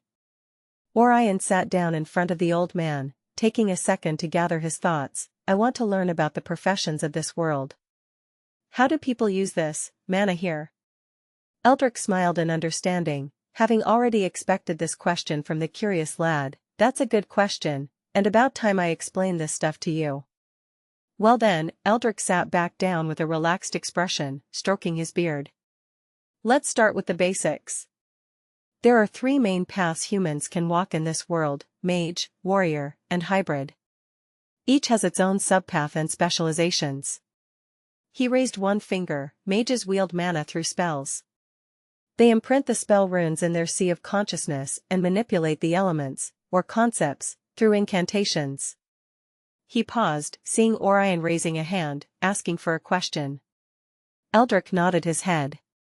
How many spells can a human have? He asked. Despite having the dragon inheritance, he hadn't unlocked all of it due to his young age. The dragon gods had placed this restriction due to young dragons being naive. They don't want the young ones to give out the classified information of dragons to other species. Good, you ask the main questions directly. Eldric smiled, pleased with Orion's sharp mind. The number of spells a mage can learn depends on the size of their sea of consciousness, and it also stores the mana. Most basic mages can learn 3 spells at Tier 1, 6 spells for Tier 2, 9 spells for Tier 3, and so on until 27 spells for Tier 9. Is that the limit of mages? Orion continued asking, clearly catching the word basic mages. Eldric chuckled and replied, there are always geniuses in this world. Some are born with a large sea of consciousness, while others encounter some opportunity to increase the size of their sea of consciousness. Orion nodded his head. He knew true dragons had 10 times the capacity humans had in their sea of consciousness. But it was also harder for them to open their sea of consciousness early, albeit most of them are able to open it naturally with their age. But for those who want to open it early, they need to use a lot of resources to force it open, which is rather rare since dragons are greedy by nature. Normally, no parent dragon will give up their treasures for their kids, while the young dragons can't exactly go out to gather the treasures. Orion nodded in understanding, while Eldric continued. So where was I? Ah yeah, mages. So there are the most common battle mages who only learn offensive or defensive spells for combat. Then comes the good part, he chuckled, there are more types of mages, support mages, summoners, and even the detestable curse casters. He then raised the second finger, warriors, meanwhile, channel mana in their bodies directly and strengthen it over time from constant nourishment. They enhance their speed, strength, and durability, sometimes even fusing with weapons and their own bloodlines. Swordmaster, spearman, fistfighter, shield bearers, you name a weapon and there will be a warrior for that. A third finger joined the other two, his smile widening. Then there are the hybrids. Extremely rare and powerful, but usually quite unstable. They are the best and worst of both paths. It takes an absurd level of control to manage both internal reinforcement and external spellcasting at the same time. Orion's eyes flashed with interest. If he had to choose a path from the given options, he would definitely choose the hybrid path. After all, his body was strong enough to handle reinforcement. But, Eldric continued, his tone turning serious, there are other paths too. More obscure ones. Beast tamers, runesmiths, alchemists, artificers, spirit contractors, necromancers, and even soulsmith. Most of these are taught in major academies or families in empires, while some are unique enough that only a few inheritors of their legacy will appear in a generation. He leaned forward, his eyes flashing with barely concealed excitement, and then, there are the monsters. The ones who follow no path, break all conventions, and forge their own. Usually born with great providence and shoulder a heavy fate. Orion's eyes turned confused, he quickly scanned through the legacy and found no such beings.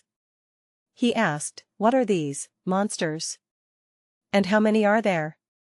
Eldric suddenly laughed, haha, it's just a legend here.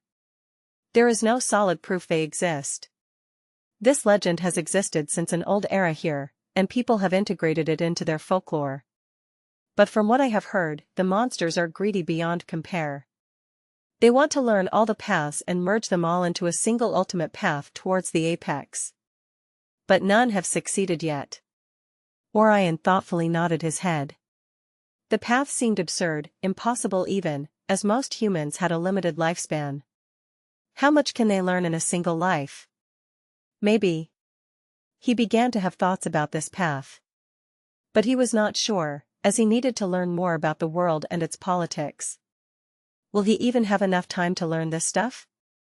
But something else came to his mind. He met Eldric's gaze and curiously asked, what path did you follow, Grandpa? Haha, this old man? A pure battle mage, through and through. Thunder magic is my specialty. At my peak, I was quite renowned in the surrounding region. Nowadays I mostly use my mana to keep my joints from creaking. Orion chuckled at his joke, and Grandma? Eldric's eyes twitched. Ah, that old hag? She's a runesmith. Quite a covetous path, I would say. She is popular among the nobles. Bang! Selene came inside, smashing the door open, and looked at Eldric and Orion chatting. You two still haven't finished talking? It's time for dinner. You damn old hag. Can't you open the door normally for once? How many more doors will you break? Eldric nearly pulled out his beard in frustration. Humph. Should have just let me enhance your door with runes, but you wouldn't listen. She humphed. It's a goddamn door.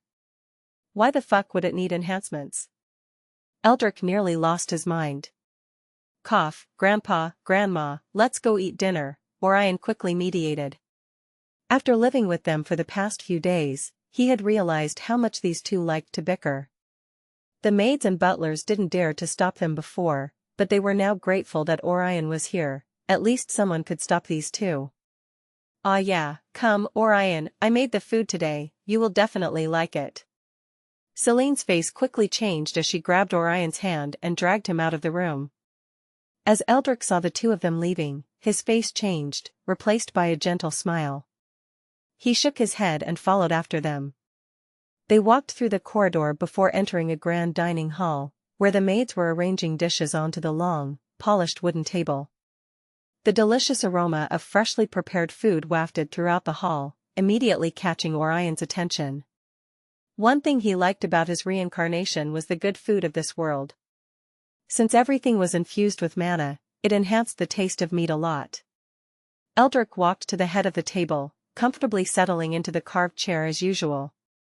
Orion sat beside Selene on one side, with her promptly scooting her chair closer to him, making sure to fuss over him affectionately. Here you go, Orion dear, Selene smiled warmly, placing a generous portion onto his plate. Taste it quickly, Grandma made this herself.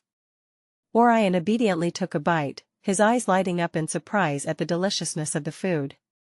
It's amazing, Grandma. Selene's expression brightened considerably, looking pleased at his praise.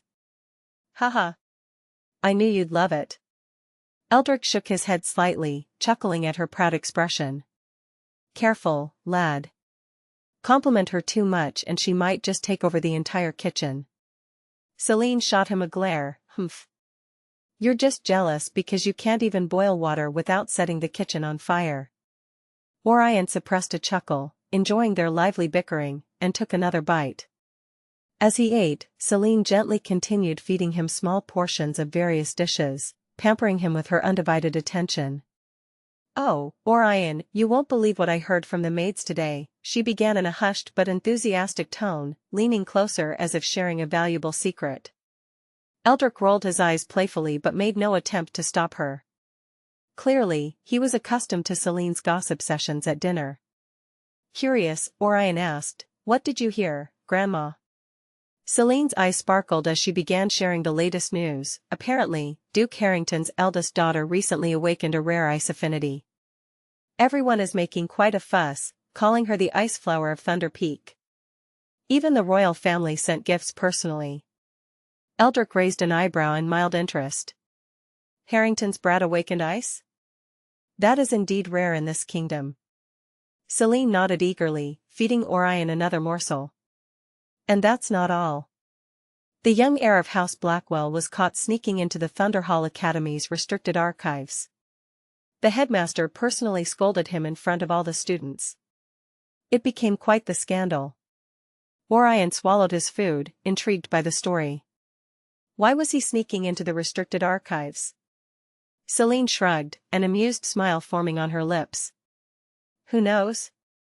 Maybe he was looking for some rare spell. Regardless, he ended up being grounded by his family for a month, quite the embarrassment, considering how proud House Blackwell is. Eldric snorted softly, clearly entertained. Typical Blackwell arrogance. I'm surprised they haven't stormed into the academy to protest yet. Selene continued with enthusiasm, clearly enjoying the gossip session. Oh. And one more thing, rumor has it the royal princess might be looking for a fiancé.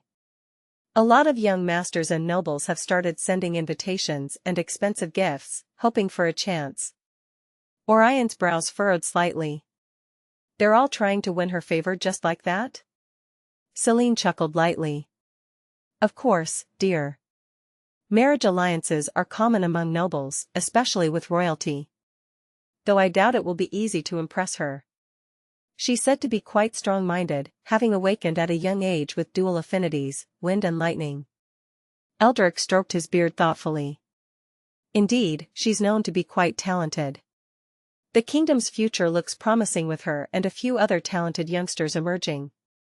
Xianxia the novelfire.net website on Google to access chapters of novels early and in the highest quality. His gaze then shifted to Orion, smiling playfully. He asked, "What do you think? Should we send a few gifts to the princess as well? Who knows, she might take a fancy to you." Orion's brow twitched. He didn't want to deal with a princess so soon. Selene, on the other hand, acted as if Orion had been insulted. Humph. It will be the good fortune of this kingdom if Orion takes a fancy to that princess. Much less him chasing her. If we ask the king for her hand in marriage, he would marry all of his daughters to my dear Orion. Eldric stroked his beard and nodded proudly. That's true indeed. But there are a lot of promising youth emerging in this generation. Selene smiled affectionately at Orion, gently stroking his hair. Well, our Orion here will surpass them all easily. Let's just wait until you awaken your own affinity, you'll definitely surprise everyone. Orion shook his head and chuckled softly, feeling the warmth of familial care from the two of them. He continued enjoying the delicious food, quietly absorbing the information Selene had shared, his thoughts briefly lingering on his future awakening. As the meal continued, laughter and gentle chatter filled the hall, creating a cozy atmosphere. Orion found himself genuinely enjoying these peaceful moments, sensing the warmth of family life he had missed in his previous existence. This isn't bad at all, he thought inwardly, a contented smile forming on his lips. Perhaps this second life really is my chance to experience everything I missed. Soon, they finished their meals and headed back to their rooms. Orion stretched after entering his room, looking around at the cozy bed and luxurious furniture. How envious my life is. He chuckled, thinking to himself before jumping on the bed.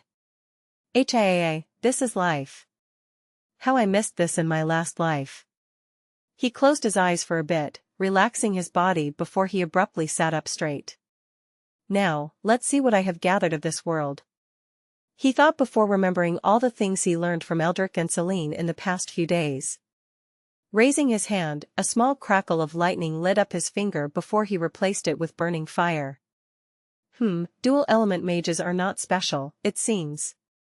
They might be relatively rare but nothing out of the ordinary.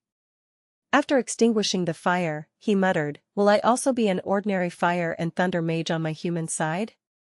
He closed his eyes thinking. He knew he would be far more special than nearly everyone born in this kingdom solely due to his dragon lineage, but he was even more special after integrating two true dragon's inheritances and human inheritance. But he didn't want his human side to be merely above ordinary. He wanted it to be as exceptional as his dragon side. Search the novel_fire.at website on Google to access chapters of novels early and in the highest quality. Wait, human? I'm not an ordinary human, but a perfect human being at the apex of all humans. Should I be limited by mere elements? His eyes became bright as he thought up to this point. I need to verify this. He looked outside the window and shook his head. It's already late.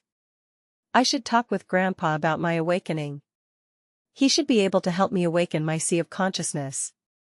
And I can also know what elemental affinity I have. It should be thunder and fire. He rubbed his chin while falling back on the bed. I should be able to learn different elemental magic as well, albeit slowly. As for different paths, I would need the inheritance of those paths. He continued to think for a bit before closing his eyes and falling asleep. The morning sun rose, casting a warm glow over Orion's room. His eyes fluttered open. Slowly, he rose from his bed and sat up, rubbing his eyes. What a terrible life I was living before. He muttered with a bit of nostalgia. Those chatcord bastards would be jealous to death if they learned of my situation. He chuckled to himself thinking about his past life friends. Looking around the room, he once again realized that he was living the life of a noble. But nothing is certain, I need to get stronger to guarantee my freedom. I can't always rely on those two. He stood up, going towards the exit of the room. Those two really assigned maids to bathe me, I still can't get used to it. But I can't refuse their help as well. His lips twitched as he remembered the faces the maids made when he initially refused it. Those two really know how to make sad faces. He smiled and exited the room, only to see two beautiful blonde maids standing on either side of his room.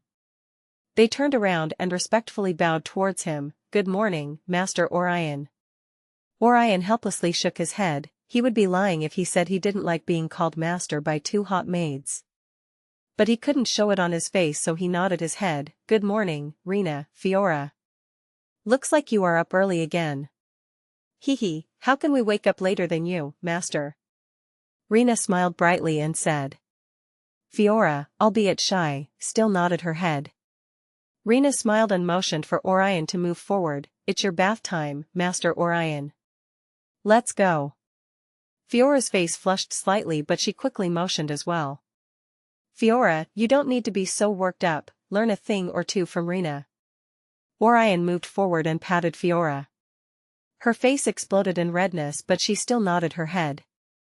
Orion smiled looking at it and moved back into the room and headed for the washroom first. It was attached to his own room.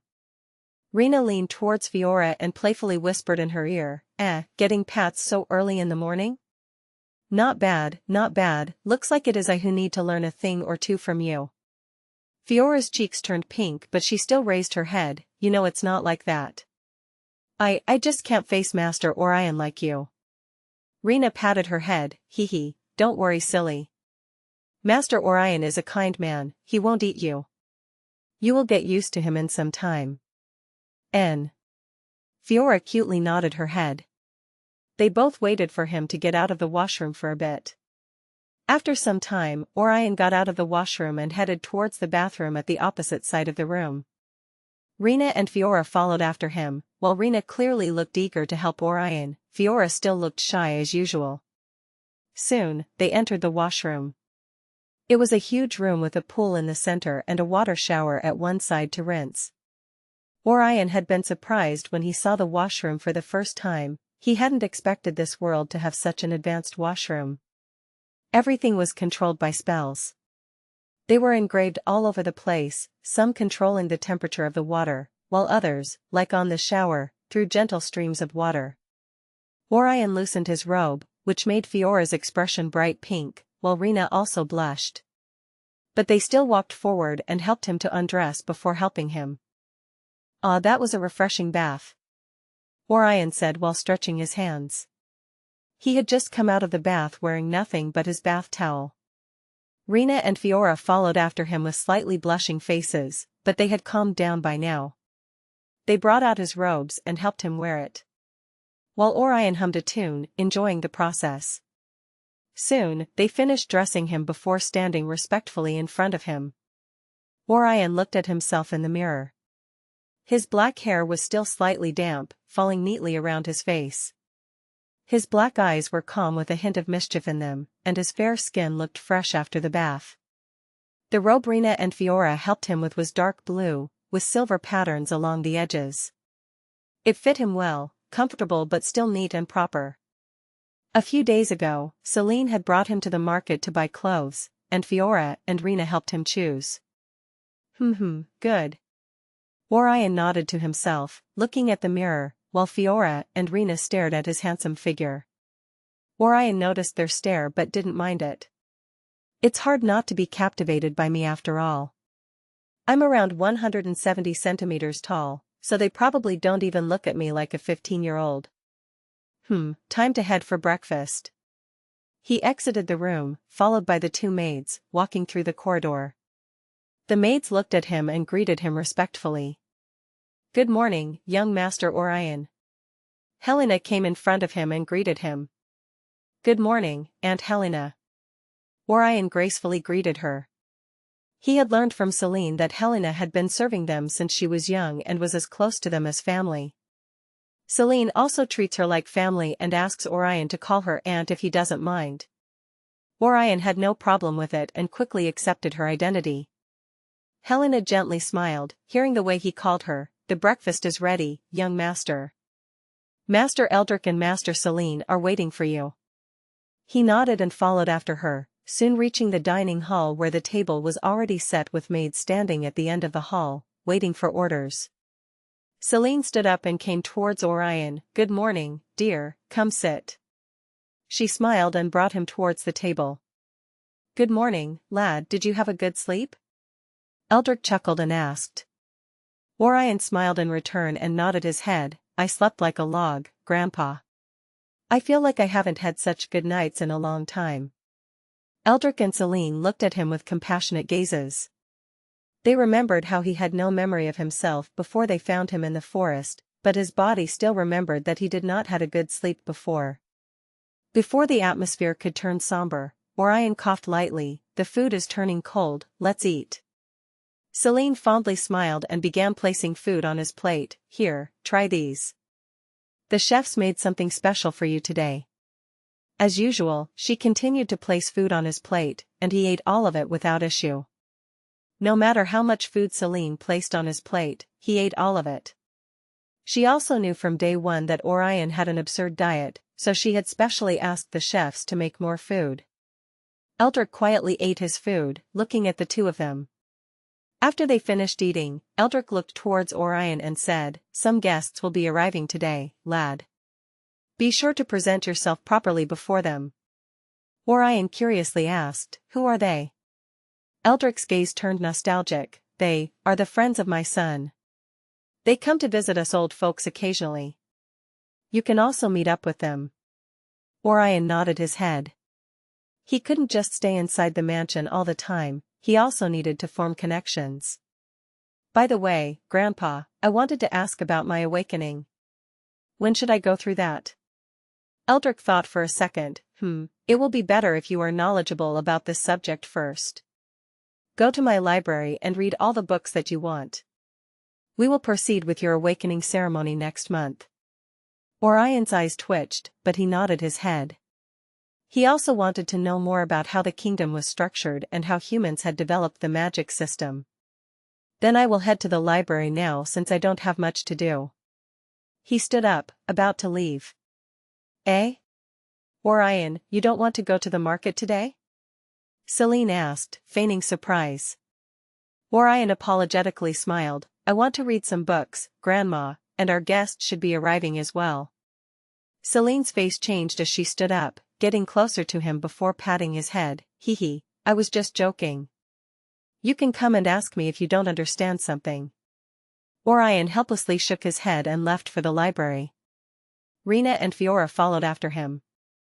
After exiting the dining hall and arriving at the corridor, Orion spoke without turning around. "You guys should go and have breakfast. You can then join me at the library." Rena and Fiora paused before bowing towards Orion and leaving for the maid quarters to have breakfast. Orion soon reached the library. It was located in a quiet part of the mansion, away from all the hustle and chatter of the maids. He pushed open the doors of the library, creak, and walked inside to see rows of shelves filled with books and scrolls arranged all over the place.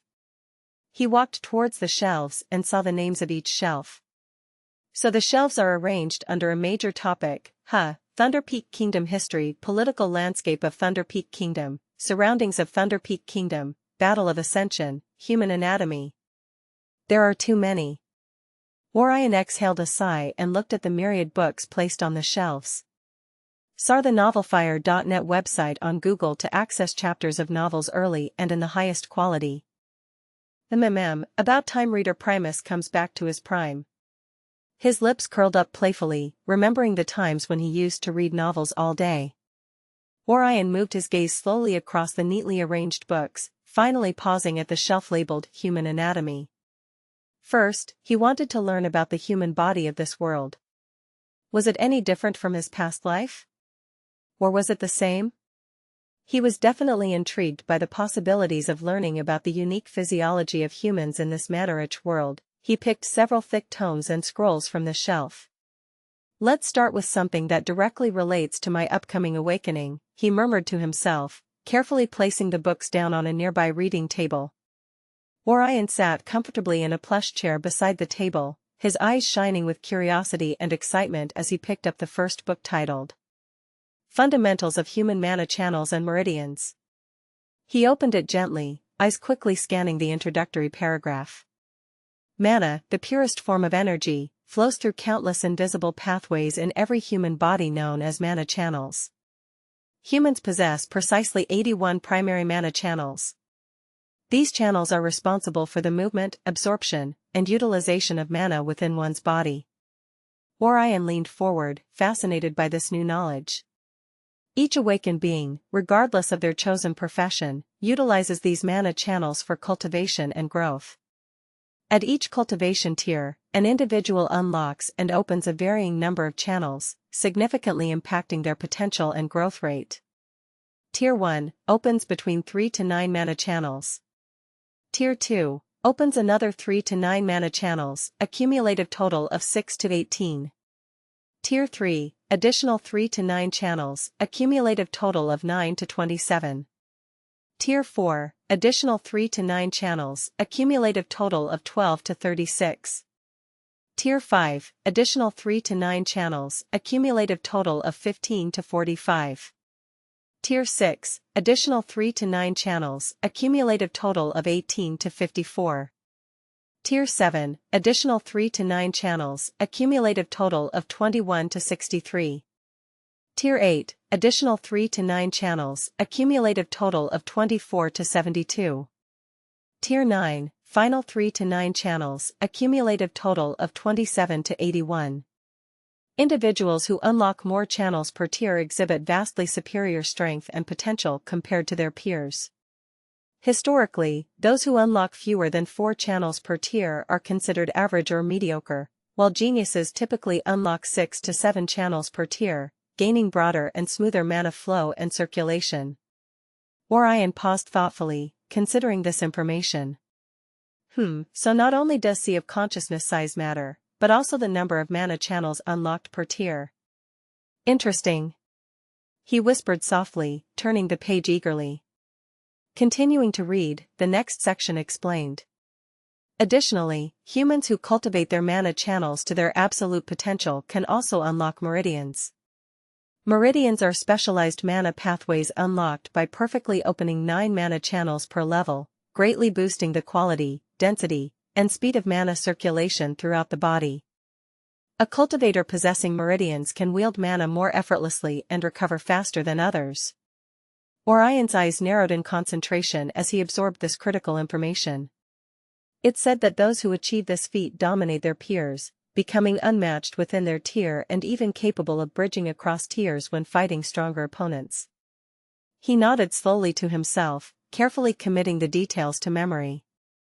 This is fascinating indeed. So opening more mana channels per tier and unlocking meridians grants an overwhelming advantage. I'll have to find a way to ensure I unlock as many channels as possible at every tier. As he flipped the pages further, Orion found detailed diagrams illustrating the human body, marking clearly the locations of these invisible mana channels, spread throughout limbs, torso, and head. Each of the 81 channels had unique functions, with channels and limbs primarily boosting physical abilities, while channels around the head and chest significantly increased spiritual perception and magical power. So mages don't have shitty physical powers as I read in novels in my last life. Well, that makes sense, mana runs in their bodies. How can they be as weak as paper? He nodded and continued reading. After studying carefully for a few hours, Orion closed the book, feeling satisfied.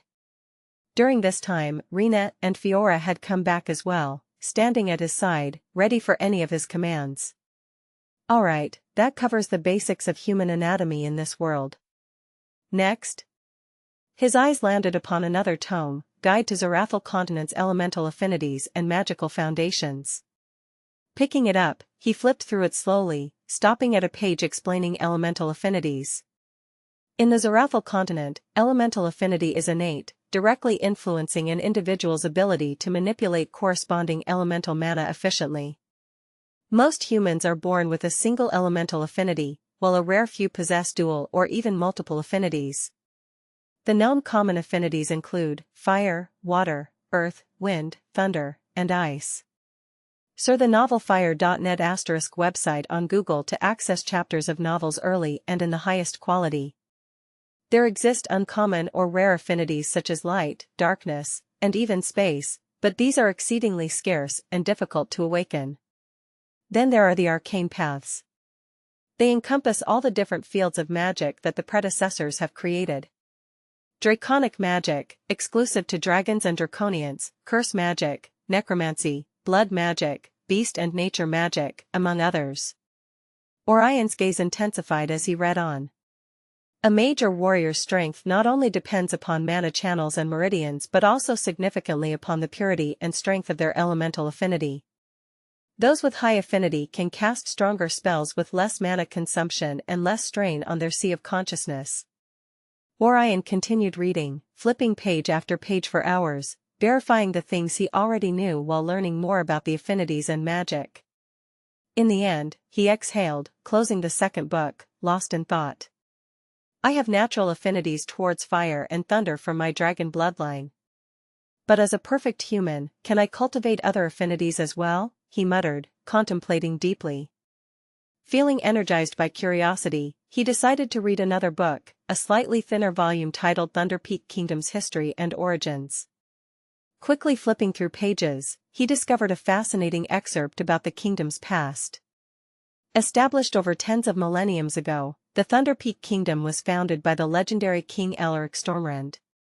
He unified fragmented human settlements using his overwhelming thunder elemental magic, creating one of humanity's most resilient and prosperous kingdoms. The kingdom earned its name due to the rich abundance of thunder element resources in its territory, particularly the Stormwood Forest and Thunderpeak Mountains, both rich with naturally forming thunder crystals and lightning herbs. Orion raised an eyebrow in interest, further solidifying his understanding of his new home. After several hours of intense reading, Orion leaned back, stretching his arms comfortably, and exhaled deeply. That was a lot to take in, but it's good. I now know a lot more about this world. Unlocking mana channels and forming meridians is the priority for me now. I need to check what affinities I have. He looked out of the library window, realizing it was now evening. Time had passed quickly as he immersed himself in study. At that moment, the library door opened softly, and Orion turned to see Rina and Fiora quietly stepping in, carrying a tray with tea and snacks. They had left to prepare snacks for him, seeing that he had missed his lunch. Master Orion, you haven't had lunch yet, Rina smiled gently, placing the tray on his table. Fiora timidly nodded, quietly pouring tea into a cup. Please have some refreshments. Orion smiled appreciatively, warmly looking at them both. Thank you, Rina, Fiora. You're very considerate. He reached for the cup, taking a sip, enjoying the soothing aroma. Leaning back, he savored the taste while gazing out of the window. Oh yeah, Rina, do you know about the guests who were going to arrive today? He just remembered that some guests were going to arrive. Rina quickly replied, Master, the guests were supposed to arrive in the evening. So they can be here any time now. He continued sipping tea, quickly finishing it off, and stood up. Okay then, how do I look? Am I presentable enough? He asked, raising his hand so they could have a better look. Fiora quickly nodded her head, her eyes glued to Orion's body, while Rina stepped forward and straightened his clothes. Master, should we brush your hair? They seem out of place. She tried to think of words to describe how he was looking without sounding rude, but she couldn't think of anything. Orion chuckled and sat down on the chair. Sure, you both can do as you wish. Just don't take too long. I don't want to make the guests wait if they are already here. Don't worry, Master. If the guests were already here, then old Master Eldric would have already sent someone to invite you over. Rina giggled and brought out 2 brushes. Both of them stood on each side of him and began softly brushing his hair. Rena felt the silky smooth hair of his. Not being able to control her curiosity, she asked, "Master, how do you have such good hair? You even put most beautiful women to shame in this regard." Orion nearly laughed out loud hearing her words. "Haha, it's due to my proper diet. You should eat healthy, and you will have such hair in no time." See thnovelsfire.net website on Google to access chapters of novels early and in the highest quality. Fiora quietly remembered his words, making sure to improve her diet. On the other hand, Rena didn't buy it. "Master, if you don't want to tell us, then there is no need to lie as well," she said with a slightly accusing voice. Orion shook his head softly. "Well then, it's all natural. I had this type of hair since I was born." That's more believable. Master was born different indeed." Rena continuously nodded her head, totally agreeing with what he said. Soon, they finished brushing his hair. Standing back, they looked at him with admiration, as if looking at a piece of art crafted by nature itself. Orion looked at a mirror, nodding to himself, enough to become a superstar in my last life." He quietly laughed before turning around. "Let's go, let's see who these guests are." Orion walked towards the exit of the library. He knew he couldn't finish all the books in here in a day or two. And Grandpa Eldric had given him a month's time to get familiar with everything as well before he would help him awaken. Walking through the corridor, Orion thought about the books he read, especially about the magic and affinity book. He had become extremely interested in magic from the day he saw Eldric using his thunder magic. Will my dragon elements be different as well? I'm not a normal true dragon after all. He curiously thought. He knew that the elements dragons wielded were stronger than the elements controlled by other races. They had an innate supremacy against all other races. That's why if a fire dragon fought against a fire wizard, the fire dragon would win 10 out of 10 times. Rena and Fiora obediently followed behind him, walking towards the main hall of the mansion. "Ha ha ha, Uncle Eldric, Aunt Selene, long time no see." A warm voice echoed through the spacious hall as a middle-aged man entered, accompanied by a graceful-looking woman and a young teenage girl. Eldric's face brightened immediately as he stepped forward to greet them, his arms wide in welcome. "Haha, Reynold. It's been too long, my boy. Come here and give this old man a hug." Reynold chuckled heartily, embracing Eldric warmly. The atmosphere quickly turned lively, filled with friendly laughter and smiles. "Good to see you again, Aunt Selene," Reynold greeted affectionately after releasing Eldric.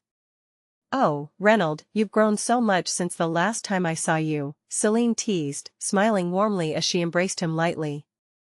Reynold laughed, waving off the compliment modestly. "Ah, Aunt Selene, you're still as charming as ever." Eldric turned to the graceful woman beside Reynold, offering a welcoming smile. "Amelia, you haven't aged a day. Still as radiant as ever." Amelia smiled gently, elegantly bowing her head. "Thank you, Uncle Eldric. It's always a pleasure to visit you both." Selene stepped closer, affectionately grasping Amelia's hand. "Amelia dear, I've missed your company. How have you been these days?" "Busy managing Reynolds' mess," Amelia joked, giving Reynold a playful look, earning hearty laughter from everyone.